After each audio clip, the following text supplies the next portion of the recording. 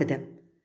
ലോക സാഹിത്യത്തിൽ ഏറ്റവുമധികം വായിക്കപ്പെട്ട ഒരപൂർവ കഥാപരമ്പരയാണ് ആയിരത്തൊന്ന് രാവുകൾ എന്ന അറേബ്യൻ കഥകൾ. ഇന്ന് കൂട്ടുകാർക്ക് വേണ്ടി അവതരിപ്പിക്കുന്നത് ആയിരത്തൊന്ന് രാവുകൾ എന്ന കഥാപരമ്പരയുടെ 9ാം ഭാഗം. ഷഹ്റസാദ് രാജകുമാരി ആ രാത്രിയിൽ അടുത്ത കഥയിലേക്ക് കടന്നു. ഒരിക്കൽ ഉമാർ എന്നു പേരായ ഒരു കച്ചവടക്കാരന് 3 പുത്രന്മാർ ഉണ്ടായിരുന്നു. മൂത്തവൻ സാലിം, ഇളയവൻ ജൂദാർ, രണ്ടാമൻ്റെ പേര് സെലിം എന്നിങ്ങനെയായിരുന്നു അവരുടെ പേരുകൾ.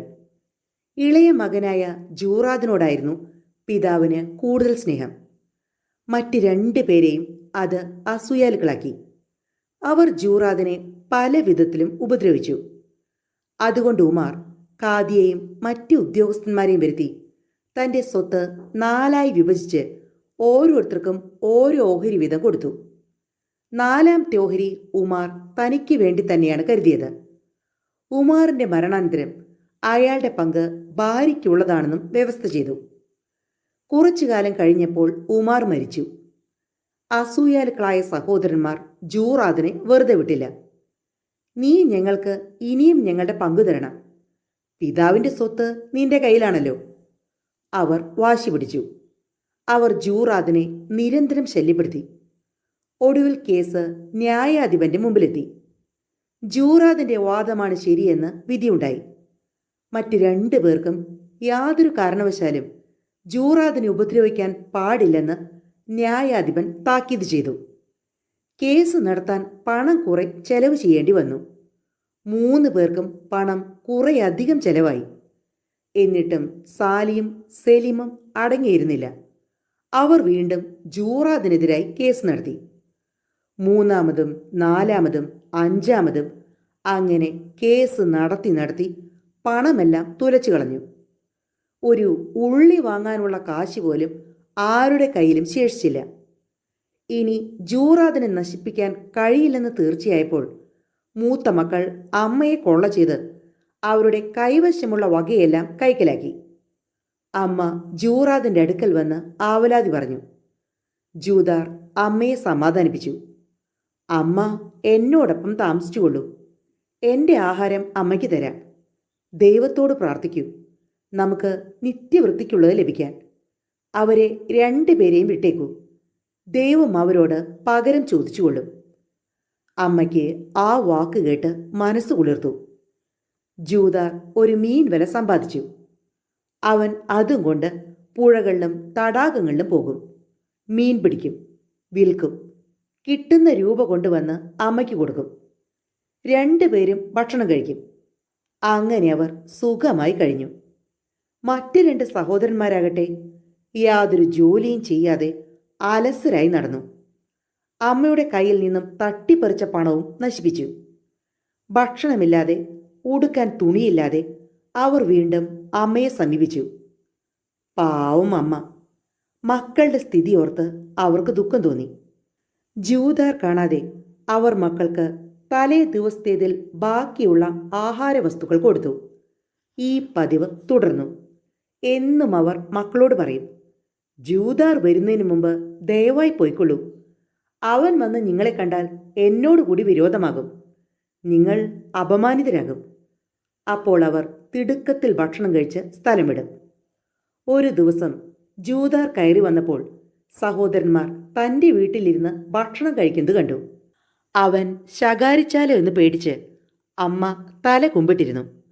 പക്ഷേ ജൂദാർ പുഞ്ചിരിയോടെ പറഞ്ഞു, ഹാ, ഇന്നൊരു സുദിനമാണ്, നിങ്ങളിവിടെ വന്നല്ലോ. അവൻ അവരെ ആലിംഗനം ചെയ്തു. നിങ്ങൾ എന്നെ വിട്ടുപോകണമെന്ന് എനിക്ക് ആഗ്രഹമില്ല. അമ്മയെയും എന്നെയും കാണാൻ നിങ്ങളിവിടെ എപ്പോഴും വരണം.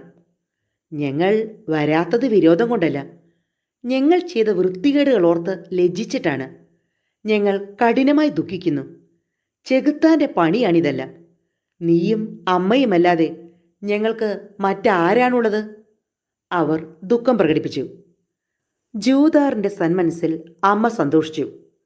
നിനക്ക് നല്ലത് വരും മകനെ, കൂടുതൽ അഭിവൃദ്ധി ഉണ്ടാകാൻ ദൈവം നിന്നെ അനുഗ്രഹിക്കും. അവർ ആശംസിച്ചു. ജൂദാർ സഹോദരന്മാരെ തൻ്റെ കൂടെ താമസിക്കാൻ അനുവദിച്ചു. സാലിമും സെലിമും പണിയെടുക്കാതെ ഭക്ഷണവും കഴിച്ച് സുഖിക്കാൻ തുടങ്ങി. പാവം ജൂദാർ പകലന്തിയോളം പണിയെടുക്കും. ജ്യേഷ്ഠന്മാരോ തിന്നു മുടിക്കുകയും ചുറ്റി നടക്കുകയും മാത്രം. ഒരു ദിവസം ജൂദാർ വലയുമായി പുറപ്പെട്ടു. ഒരു പ്രാവശ്യം വലയെറിഞ്ഞു. ഒന്നും കിട്ടിയില്ല. രണ്ടാമതും ശ്രമിച്ചു. വിഫലമായി. അങ്ങനെ രാവിലെ മുതൽ വൈകുന്നേരം വരെ പലയിടത്തും മാറി മാറി വല വീശി. ഒരു ഗുണവും ഉണ്ടായില്ല. അതിശയം തന്നെ, മീനെല്ലാം നാട് കടന്നു പോയോ? അവൻ വല ചുരുട്ടി ചുമലിലിട്ട് മടങ്ങി. അമ്മയ്ക്കും സഹോദരന്മാർക്കും എങ്ങനെ അത്താഴം നൽകും? അവൻ ദുഃഖത്തോടെ മടങ്ങി. വഴിക്ക് ഒരു റൊട്ടിക്കാരൻ്റെ കടയിൽ കയറി. അവിടെ നല്ല തിരക്കുണ്ടായിരുന്നു. ജൂദാർ അതും നോക്കി നിന്നു. നിങ്ങൾക്ക് റൊട്ടി വേണമോ ജൂദാർ? കടക്കാരൻ ചോദിച്ചു. അവൻ നിശബ്ദനായി നിന്നതേയുള്ളൂ. കയ്യിൽ പണമില്ലെങ്കിൽ സാരമില്ല, നിനക്ക് വേണ്ടത്ര എടുത്തുകൊള്ളൂ, പിന്നെ തന്നാൽ മതി.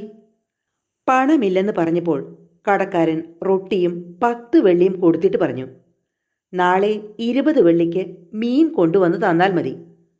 ജൂദാർ റൊട്ടിയും ആ പണവും കൊണ്ടുപോയി ഇറച്ചിയും പച്ചക്കറിയും വാങ്ങി. നാളെ ദൈവം എൻ്റെ ബുദ്ധിമുട്ട് തീർക്കും. അവൻ വീട്ടിലേക്ക് മടങ്ങി. അമ്മ ഭക്ഷണം പാകം ചെയ്തു. മക്കൾ സുഖമായി അത്താഴം കഴിച്ചുറങ്ങി. രാവിലെ വലയുമായി ജൂദാർ യാത്രയായി. പ്രഭാത ഭക്ഷണം കഴിഞ്ഞു പോകാം എന്ന് അമ്മ നിർബന്ധിച്ചു. അതിന് പോലും കാക്കാതെ അവൻ പുറപ്പെട്ടു. പുഴയിൽ ചെന്ന് ഒരു പ്രാവശ്യം വല വീശി. മീൻ കിട്ടിയില്ല. രണ്ടാമതും മൂന്നാമതും വല വീശി. അങ്ങനെ വൈകുന്നേരം വരെ വല വീശി നോക്കി. അവൻ്റെ യജ്ഞം വെറുതെയായി. അവൻ വലയുമെടുത്ത് ദുഃഖിതനായി മടങ്ങി. അന്നും റൊട്ടിക്കാരൻ ജൂദാറിനെ വിളിച്ചു നിർത്തി റൊട്ടിയും പണവും കൊടുത്തു. പണമില്ലെങ്കിൽ നാളെ തന്നാൽ മതി, നീ ഒന്നുകൊണ്ട് വിഷമിക്കേണ്ട.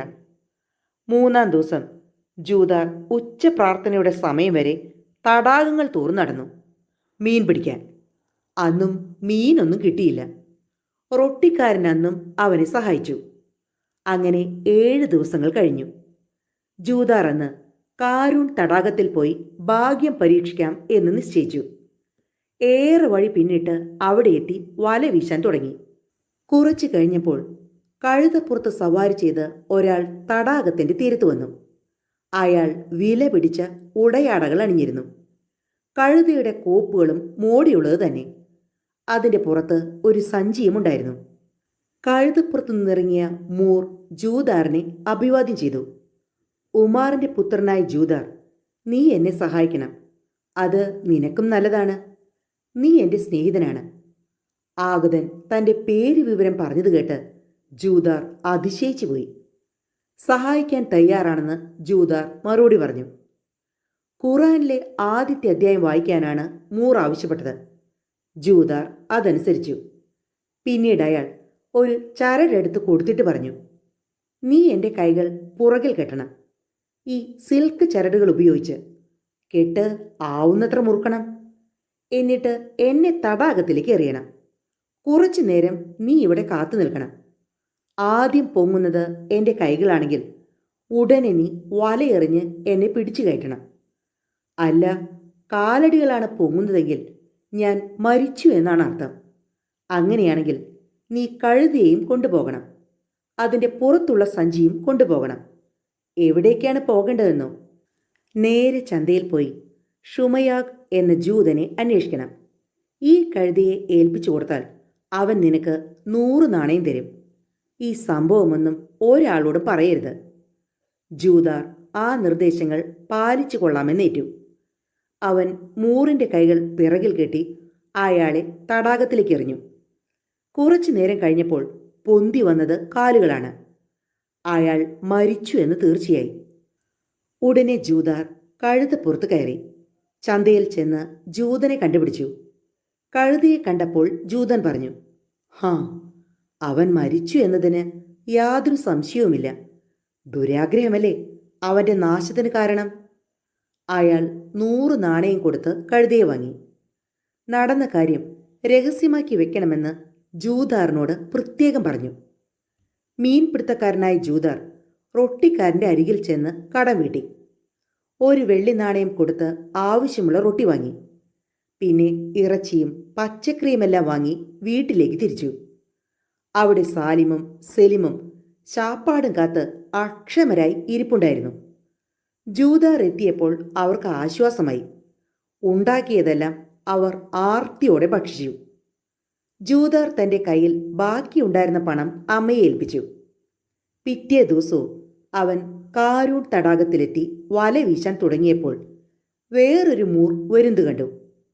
അയാൾ തലേന്ന് വന്നവനേക്കാൾ മോടിയിൽ വസ്ത്രധാരണം ചെയ്തിരുന്നു. അയാൾ ജൂതാറിനെ അഭിവാദ്യം ചെയ്തുകൊണ്ട് ചോദിച്ചു, "ഇന്നലെ എന്നെപ്പോലെ വേറൊരാൾ കഴുതപ്പുറത്ത് വന്നിരുന്നില്ലേ?" ജൂതാർ ഒന്നു ഞെട്ടി. കൊലപാതകത്തിന് ഉത്തരം പറയേണ്ടി വരുമെന്ന് കരുതി അവനത് നിഷേധിച്ചു. അപ്പോൾ അയാൾ ചിരിച്ചുകൊണ്ട് പറഞ്ഞു, "എൻ്റെ ജൂതാറെ, ഇന്നലെ നടന്നതെല്ലാം ഞാൻ അറിഞ്ഞു. നീ തടാകത്തിലേക്ക് എറിഞ്ഞവൻ എൻ്റെ സഹോദരനാണ്. അവൻ്റെ കഴുതിയെ നീ 100 നാണയങ്ങൾക്ക് ജൂതന് വിറ്റില്ലേ? എല്ലാം അറിയാമെങ്കിൽ പിന്നെ എന്നോട് എന്തിനു ചോദിക്കുന്നു?" ജൂതാർ മറു ചോദ്യം ചോദിച്ചു. "എനിക്കും നിന്നെക്കൊണ്ട് അതേപോലെ തന്നെ ആവശ്യമുള്ളതുകൊണ്ട്." അയാൾ സഞ്ചിയിൽ നിന്നും സിൽക്ക് ചരടുകൾ എടുത്തു കൊടുത്തു. തലേ ദിവസം സഹോദരൻ നൽകിയ നിർദ്ദേശങ്ങളൊക്കെ അയാൾ നൽകി. ജൂതാർ അയാളുടെ കൈകൾ പിന്നിൽ കെട്ടി പുഴയിലേക്ക് എറിഞ്ഞ് ഉത്കണ്ഠയോടെ കാത്തുനിന്നു. കാലടികളാണ് പൊന്തിയത്. അവൻ മരിച്ചു. എന്നും ദൈവം ഇങ്ങനെ ഓരോരുത്തരെ അയച്ചിരുന്നെങ്കിൽ എനിക്ക് 100 നാണയം വീതം ലഭിച്ചേനെ, ജൂതാർ സ്വയം പറഞ്ഞു. കഴുതയും കൊണ്ട് ജൂതാറിന്റെ വരവ് കണ്ടപ്പോൾ ജൂതൻ പറഞ്ഞു, "രണ്ടാമനും മരിച്ചു." അന്നും ജൂതാറിന് സ്വർണ്ണ നാണയം ലഭിച്ചു. അവൻ ആ പണം മുഴുവൻ അമ്മയ്ക്കും കൊടുത്തു. "എവിടെ നിന്നാണ് മകനെ ഈ പണമെല്ലാം?" അമ്മ ചോദിച്ചു. അവനെല്ലാം വിവരിച്ചു കേൾപ്പിച്ചു. അമ്മയ്ക്ക് ഭയമായി. "വേണ്ട മോനെ, ഇനി നീ അങ്ങോട്ട് പോണ്ട." അമ്മ തടഞ്ഞു. അവൻ കൂട്ടാക്കിയില്ല. "ഞാൻ അവരുടെ സമ്മതത്തോടെയാണ് പുഴയിലേക്ക് എറിയുന്നത്. ഈ വ്യവസായം നിർത്തുന്നത് വിഡ്ഢിത്തമാണ്. ഞാൻ ദിവസവും കാരൂണിൽ പോകും, അവസാനത്തെ മൂറും ചാകുന്നതുവരെ." 3-ാം ദിവസം ജൂതാർ പുഴയ്ക്കരികിൽ നിൽക്കുമ്പോൾ 3-ാമതൊരു മൂർ അവിടെ എത്തി. കാഴ്ചയിൽ മുമ്പ് വന്ന 2 പേരെയും പോലെ തന്നെ. ധരിച്ചിരുന്ന വസ്ത്രം കുറെ കൂടി വില പിടിച്ചതാണെന്ന് മാത്രം. അയാളുടെ കഴുതയുടെ പുറത്തുള്ള സഞ്ചിയുടെ ഇരുപുറത്തും ഓരോ വലിയ ഭരണി കൂടി തൂങ്ങിക്കിടന്നിരുന്നു. അയാളും ജൂതാറിന്റെ പേര് വിളിച്ച് അഭിവാദ്യം ചെയ്തു. എല്ലാവരും എൻ്റെ പേരെങ്ങനെ അറിയുന്നു എന്നോർത്ത് അവൻ അതിശയിച്ചു പോയി. "വേറെ 2 മൂറുകൾ ഈ വഴി വന്നിരുന്നുവോ?" അയാൾ ചോദിച്ചു. "ഉവ്വ്." "അവർ എവിടെ പോയി?" "ഞാൻ അവരുടെ കൈകൾ കെട്ടി പുഴയിലേക്ക് എറിഞ്ഞു. നിങ്ങൾക്ക് വേണ്ടിയും അങ്ങനെ ചെയ്യാൻ ഞാൻ തയ്യാറാണ്." എല്ലാ ജീവിതത്തിൻ്റെയും അന്ത്യം പൂർവ്വനിശ്ചിതമാണെന്ന് നിനക്കറിയില്ലേ? അയാൾ സഞ്ചിയിൽ നിന്നും ചരടുകൾ എടുത്തു കൊടുത്തു. മുക്കുവൻ അയാളുടെ കൈകൾ ബന്ധിച്ചു. 3-ാമനും വെള്ളത്തിലെറിയപ്പെട്ടു. പക്ഷേ അത്ഭുതം! അവൻ്റെ കാലുകളല്ല പൊങ്ങിയത്, കൈകളാണ്. "എന്നെ കരയ്ക്ക് കയറ്റൂ, എനിക്ക് നീന്താൻ അറിയില്ല," അയാൾ വിളിച്ചു പറഞ്ഞു. ജൂതാർ അയാളെ വലയെറിഞ്ഞ് പൊക്കിയെടുത്തു. അയാളുടെ കയ്യിൽ 2 ചുവന്ന പവിഴ മത്സ്യങ്ങൾ കൂടി ഉണ്ടായിരുന്നു. കരയിൽ കാൽ കുത്തിയ ഉടനെ അയാൾ മത്സ്യങ്ങളെ വെള്ളം നിറച്ച ഭരണിയിലിട്ടു. ഭരണികൾ വളരെ ഭദ്രമായി അടച്ച് സഞ്ചിയിൽ വെച്ചു. ജൂതാറിനെ ആലിംഗനം ചെയ്തുകൊണ്ട് അയാൾ പറഞ്ഞു, "നീ എന്നെ രക്ഷിച്ചില്ലായിരുന്നെങ്കിൽ എൻ്റെ കഥ കഴിഞ്ഞേനെ." ജൂതാർ അല്പനേരം അത്ഭുത സ്തബ്ധനായി നിന്നു. പിന്നീട് പറഞ്ഞു, "ഞാനാണ് നിങ്ങളെ രക്ഷിച്ചത് എന്ന് വിശ്വസിക്കുന്നെങ്കിൽ നിങ്ങളുടെയും സഹോദരന്മാരുടെയും ജൂതൻ്റെയും ഈ മത്സ്യങ്ങളുടെയും വിചിത്ര കഥ പറഞ്ഞു തരണം." "ജൂതാർ, നീ ഊഹിച്ചതുപോലെ തന്നെ അവർ 2 പേരും എൻ്റെ സഹോദരന്മാരാണ്." മൂർ കഥ തുടങ്ങി. "ഞങ്ങൾ 4 സഹോദരന്മാരാണ്. ഒന്നാമൻ അബ്ദുൾ സലാം, രണ്ടാമൻ അബ്ദുൾ അഹമ്മദ്, എൻ്റെ പേര് അബ്ദുൾ സമദ്. നീ ജൂതൻ എന്ന് കരുതുന്നവനാണ് 4-ാമത്തെ സഹോദരൻ. അവൻ യഥാർത്ഥത്തിൽ മുസ്ലിമാണ്. പേര് അബ്ദുൾ റഹീം. ഞങ്ങളുടെ പിതാവ് അബ്ദുൾ വാലൂദ് അതിപ്രഭാവനായ ഒരു മാന്ത്രികനായിരുന്നു. മാന്ത്രിക രഹസ്യവിദ്യകളെല്ലാം അദ്ദേഹത്തിന് മനഃപ്പാടമായിരുന്നു. ഞങ്ങളെ അദ്ദേഹം മന്ത്രവിദ്യയും ഇന്ദ്രജാലവും പഠിപ്പിച്ചു. വളരെ നിഗൂഢമായ നിധികൾ പോലും കണ്ടുപിടിക്കാനുള്ള വിദ്യ ഞങ്ങളെ പഠിപ്പിച്ചിരുന്നു. ഞങ്ങൾക്ക് ജിന്നിനെയും യക്ഷികളെയും ഭൂതങ്ങളെയും വശത്താക്കാൻ സാധിക്കും. പിതാവ് മരിച്ചപ്പോൾ ഞങ്ങൾക്ക് അളവറ്റ സ്വത്ത് ലഭിച്ചു. സമ്പത്തുകളും മന്ത്രകവചങ്ങളും ഗ്രന്ഥങ്ങളും ഞങ്ങൾ പങ്കിട്ടു. ചില കൈയെഴുത്ത് പ്രതികളുടെ കാര്യത്തിൽ വഴക്കുണ്ടായി. അതിൽ പ്രധാനപ്പെട്ടത് LDCന്റെ ഗ്രന്ഥമാണ്. അതിൻ്റെ മൂല്യം വർണ്ണനാതീതമാണ്. എത്ര വൈഡൂര്യം കൊടുത്താലും അതിൻ്റെ വിലയാകില്ല. പിതാവ് അദ്ദേഹത്തിൻ്റെ മന്ത്രവിജ്ഞാനം അധികവും ആ പുസ്തകത്തിലാണ് രേഖപ്പെടുത്തിയിട്ടുള്ളത്. ഭൂമിയിലുള്ള സകല ഗൂഢനിധികളുടെയും വിവരണം അതിലുണ്ട്. അവ കണ്ടുപിടിക്കാനുള്ള മാർഗങ്ങളും നിർദ്ദേശിച്ചിട്ടുണ്ട്. ഞങ്ങളുടെ വഴക്ക് മൂർധന്യത്തിലെത്തിയപ്പോൾ പിതാവിൻ്റെ ഗുരു അവിടെ എത്തി. എൽ അബ്ദീൻ എന്നു പേരായ ആ ഗുരുശ്രേഷ്ഠനാണ് ഞങ്ങളുടെ പിതാവിനെ മാന്ത്രിക വിദ്യ പഠിപ്പിച്ചിരുന്നത്. അദ്ദേഹം ഞങ്ങളുടെ കയ്യിൽ നിന്നും പുസ്തകം വാങ്ങിയിട്ട് പറഞ്ഞു, നിങ്ങൾ എൻ്റെ ശിഷ്യൻ്റെ മക്കളാണ്. നിങ്ങളിൽ ഒരുത്തനിലും അപരാധം ആരോപിക്കാൻ ഞാൻ തുനിയുകയില്ല. ഈ ഗ്രന്ഥം സ്വന്തമാക്കാൻ ആഗ്രഹിക്കുന്നവൻ ആരായാലും എഷാമർ ദില്ലിൻ്റെ നിധിയറ തുറന്ന് അതിലുള്ള മഷിച്ചെപ്പും മുദ്രമോതിരവും വാളും മന്ത്രഗോളവും കൊണ്ടുവരണം. മുദ്രമോതിരത്തിന് ഒരു കാവൽ ഭൂതമുണ്ട്. അവൻ്റെ പേർ എൽ റാദൽ കാസിഫ് എന്നാണ്. ആ മോതിരത്തിൻ്റെ ഉടമസ്ഥനെ കീഴടക്കാൻ രാജാവിനോ സുൽത്താനോ സാധ്യമല്ല. ഈ ഭൂമി മുഴുവൻ സ്വന്തമാക്കാൻ അവന് കഴിയും. വാളുണ്ടല്ലോ, അത് ഒരു സൈന്യത്തിൻ്റെ നേരെ വീശിയാൽ നിഷ്പ്രയാസം തുരത്താൻ കഴിയും. ആ വാൾ ഒന്നിളക്കി ഈ പടയാളികളെ കൊല്ലൂ എന്നതിനോട് ആജ്ഞാപിച്ചാൽ ഉടൻ ആ വാളിൽ നിന്നും ഒരു പ്രകാശം കുതിച്ചു ചാടി യോദ്ധാക്കളെ മുഴുവൻ നശിപ്പിക്കും. ആ സ്വർഗീയ ഗോളം കയ്യിലുള്ളവനും ഈ ലോകത്തിലെ ഏത് രാജ്യം വേണമെങ്കിലും ദർശിക്കാൻ സാധിക്കും. ഭൂമിയുടെ ഏത് ഭാഗമാണ് കാണേണ്ടതെന്ന് വെച്ചാൽ ഗോളം ആ വശത്തേക്ക് പതുക്കി തിരിക്കുക. അങ്ങനെ തിരിച്ച് തിരിച്ച് ലോകത്തിൻ്റെ സകല ഭാഗവും നിമിഷം കൊണ്ട് ദർശിക്കാം. എല്ലാം നമ്മുടെ മുമ്പിലെന്ന പോലെ അടുത്തു കാണാം. മാത്രമല്ല, ഏതെങ്കിലും രാജ്യത്തോട് വിരോധം തോന്നിയാൽ ഗോളം ആ ഭാഗത്തേക്ക് തിരിച്ച് ആ രാജ്യം കത്തി നശിക്കണമെന്ന് മനസ്സിൽ വിചാരിച്ച് സൂര്യഗോളത്തിന് നേരെ പിടിച്ചാൽ മതി. ആ രാജ്യം അപ്പോൾ തന്നെ എരിഞ്ഞടങ്ങും. ഇനി ബാക്കിയുള്ളത് മഷിച്ചപ്പാണ്. അതിൽ നിന്നും കൺമഷിയെടുത്ത് ഒന്ന് എഴുതി നോക്കൂ. ആ കണ്ണുകൾക്ക് ഭൂമിയിലെ നിധി മുഴുവൻ ദർശിക്കാം. ഈ 4 വിശിഷ്ട വസ്തുക്കൾ എടുത്തുകൊണ്ടുവരുന്നവന് ഞാൻ ഈ പുസ്തകം നൽകും. ഇതാണ് എൻ്റെ വ്യവസ്ഥ. ഞങ്ങൾ ആ വ്യവസ്ഥ സ്വീകരിച്ചു. ആ ഗുരുവര്യൻ വീണ്ടും ഞങ്ങൾക്ക് പറഞ്ഞു തന്നു, എഷാമർ ദല്ലിലെ നിധി ചെമന്ന രാജാവിൻ്റെ പുത്രന്മാരുടെ അധീനതയിലാണ്. നിങ്ങളുടെ പിതാവ് വളരെ ശ്രമിച്ചിട്ടും അത് നേടാൻ കഴിഞ്ഞില്ല. ആ രാജപുത്രന്മാർ നിങ്ങളുടെ പിതാവിൽ നിന്ന് രക്ഷപ്പെട്ട് ഈജിപ്ത് എന്ന സ്ഥലത്തുള്ള ഒരു തടാകത്തിലേക്ക് പറന്നു. കാരൂൺ എന്നാണ് ആ തടാകത്തിൻ്റെ പേർ. നിങ്ങളുടെ പിതാവ് അവരെ പിന്തുടർന്ന് കെയ്റോ വരെ പോയി. പക്ഷേ അവരെ തോൽപ്പിക്കാൻ കഴിഞ്ഞില്ല. അവർ ആ തടാകത്തിൻ്റെ അന്തർഭാഗത്ത് ഒളിച്ചിരുന്നു. ആ തടാകം കാക്കുന്നത് ഒരു മന്ത്രകവചമാണ്. നിങ്ങളുടെ പിതാവ് എന്നോടും അതിനെക്കുറിച്ച് ആവലാതി പറഞ്ഞു. അപ്പോൾ ഞാൻ ജ്യോതിശാസ്ത്രം ഉപയോഗിച്ച് പരിശോധിച്ചു. ഉമാറിൻ്റെ പുത്രൻ ജൂദാറിൻ്റെ സഹായമില്ലാതെ നിധി കൈവശമാക്കാൻ പറ്റില്ലെന്ന് ഞാൻ കണ്ടു. ജൂദാർ ഒരു മുക്കുവനാണെന്നും തടാകതീരത്ത് അവനെ കാണാമെന്നും തടാകരക്ഷയുടെ ശക്തി പോകണമെങ്കിൽ നിധിയെടുക്കാൻ പോകുന്നവൻ്റെ കൈകൾ പിന്നിൽ കെട്ടി കാരൂൺ തടാകത്തിലേക്ക് എറിയണമെന്നും ആ കൃത്യം ജൂദാർ നിർവഹിക്കണമെന്നും ഗുരു പറഞ്ഞു. അങ്ങനെ തടാകത്തിൽ വീഴുന്നവൻ ചെമന്ന രാജാവിൻ്റെ പുത്രന്മാരെ എതിരിടണം.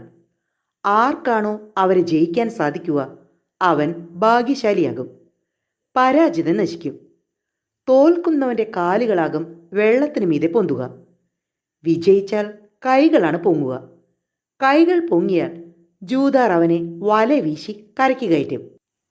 അങ്ങനെ ഗുരുവിൻ്റെ വാക്കുകൾ കേട്ട് 2 സഹോദരന്മാരും പുറപ്പെട്ടു. ഞാനും തയ്യാറായി. ആ ജൂത വസ്ത്രധാരിയായ സഹോദരൻ മാത്രം തനിക്കിതിലൊന്നും ആഗ്രഹമില്ലെന്ന് പറഞ്ഞു. അപ്പോൾ ഞങ്ങൾ ആ സഹോദരനോട് ജൂതവേഷത്തിൽ കെയ്റോയിലെ ചന്തയിൽ പോയിരിക്കാൻ ആവശ്യപ്പെട്ടു.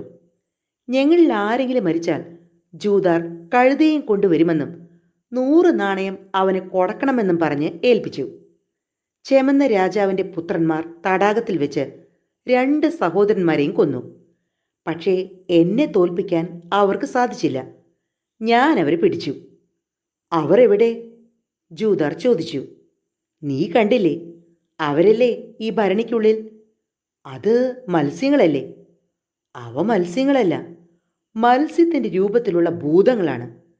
പക്ഷേ ജൂതാർ, ഇനിയും എനിക്ക് ആ നിധി കിട്ടിയിട്ടില്ല. നിന്റെ സഹായമില്ലാതെ അത് നടക്കില്ല. നീ എന്നോടത്ത് ഫാസ് മിക്നാസ് നഗരത്തിലേക്ക് വരാമോ? നിധി എടുക്കാനായാൽ നിനക്ക് എന്തു വേണമെങ്കിലും ഞാൻ തരാം. അമ്മയും സഹോദരന്മാരും എൻ്റെ രക്ഷയിലാണ് കഴിയുന്നത്. ഞാൻ പോയാൽ അവർ പട്ടിണിയാകും. ഇതാണോ കാര്യം? പണമാണ് ആവശ്യമെങ്കിൽ ഞാൻ 1000 സ്വർണ്ണ നാണയം തരാം. അത് അമ്മയ്ക്ക് കൊണ്ടുപോയി കൊടുക്കൂ. നീ തിരിച്ചു വരുന്നതുവരെ അവർക്കത് മതിയാകും. 4 മാസത്തിനകം നമുക്ക് തിരിച്ചു വരാം. മൂറിൻ്റെ മറുപടി കേട്ടപ്പോൾ ജൂതാർ അനുകൂലിച്ചു. 1000 സ്വർണവും വാങ്ങി ജൂതാർ അമ്മയുടെ അരികിലേക്ക് ചെന്ന് നടന്ന സംഭവം അറിയിച്ചു. തനിക്ക് വേണ്ടി പ്രാർത്ഥിക്കണം എന്നപേക്ഷിച്ച് അവൻ 1000 നാണയവും അമ്മയെ ഏൽപ്പിച്ചു. അമ്മ മകനെ തടയാൻ നോക്കി. തനിക്ക് യാതൊരു അപകടവും ഭവിക്കില്ലെന്നും മൂർ നല്ല മനുഷ്യനാണെന്നും പറഞ്ഞ് ആശ്വസിപ്പിച്ച് അവൻ യാത്ര പുറപ്പെട്ടു. ജൂതാറിനെ കഴുതപ്പുറത്ത് കയറ്റി അബ്ദുൽ സമദ് എന്ന മാന്ത്രിക സഹോദരൻ പുറപ്പെട്ടു. ഉച്ചയായി. പ്രാർത്ഥന കഴിഞ്ഞു. ജൂതാറിന് വിശപ്പ് സഹിക്കവയ്യാതെയായി. അവൻ നോക്കിയപ്പോൾ മാന്ത്രികന്റെ കയ്യിൽ ആഹാര സാധനങ്ങളൊന്നും തന്നെയില്ല. നിങ്ങൾ ഭക്ഷണമൊന്നും കൊണ്ടുവന്നില്ലല്ലേ? ജൂതാർ ചോദിച്ചു. നിനക്ക് വിശപ്പുണ്ടോ? എന്തു വേണമെന്ന് പറയൂ. റൊട്ടിയും പാൽക്കട്ടിയും. മൂർ കഴുതപ്പുറത്തു നിന്നും താഴെയിറങ്ങി സഞ്ചികളെടുത്തു. ആവശ്യപ്പെട്ടതൊന്നും പോരാ. അതിലും നല്ല ഏതെങ്കിലും വിഭവങ്ങൾ വേണമെന്ന് പറയൂ. എന്തും നല്ലത് തന്നെ, ജൂതാർ പറഞ്ഞു. നിനക്ക് പൊരിച്ച കോഴിയെ വേണം. തേൻ ചേർത്ത ചോറ് വേണം. ഇങ്ങനെ പല വിഭവങ്ങളും വേണോ എന്ന് അയാൾ ചോദിച്ചു. ഇയാൾക്കെന്താ ഭ്രാന്തുണ്ടോ? ഇവിടെ അടുപ്പുമില്ല, ജോലിക്കാരുമില്ല. ഇയാൾ എവിടെ നിന്നതെല്ലാം കൊണ്ടുവരും? ജൂതാർ ചിന്തിച്ചു. എന്നാലും അവൻ ഇങ്ങനെ പറഞ്ഞു. അത്രയും മതി. ശരി ജൂതാർ. മാന്ത്രികൻ തൻ്റെ കൈ ആ സഞ്ചിയിലിട്ട് പൊരിച്ച കോഴികളെ പുറത്തെടുത്തു. പിന്നെ തേനിലുലർത്തിയ ചോറ്. അങ്ങനെ 24 വിഭവങ്ങളും നിരത്തി. ഈ സഞ്ചിയിൽ അടുക്കളയും പാചകക്കാരുമുണ്ടോ? ജൂതാർ ചോദിച്ചു. മൂർ ചിരിച്ചുകൊണ്ട് പറഞ്ഞു. ഇത് മാന്ത്രിക സഞ്ചിയാണ്. ഈ സഞ്ചിയുടെ അടിമ നമ്മൾ ആവശ്യപ്പെട്ടാൽ ഓരോ മണിക്കൂറിലും 1000 തരം വിഭവങ്ങൾ എത്തിക്കും. ഈ സഞ്ചി അത്യത്ഭുതകരം തന്നെ. 2 പേരും വിഭവസമൃദ്ധമായ ഭക്ഷണം കഴിച്ചു. അവശേഷിച്ചതവർ നിലത്തുകൂട്ടി. മാന്ത്രികൻ പാത്രങ്ങൾ സഞ്ചിയിൽ തന്നെ വെച്ചു. ജലസഞ്ചിയെടുത്ത് വെള്ളം കുടിച്ചു. കാലും മുഖവും കഴുകി പ്രാർത്ഥന നടത്തി. വിശ്രമാനന്തരം 2 പേരും യാത്ര തുടർന്നു.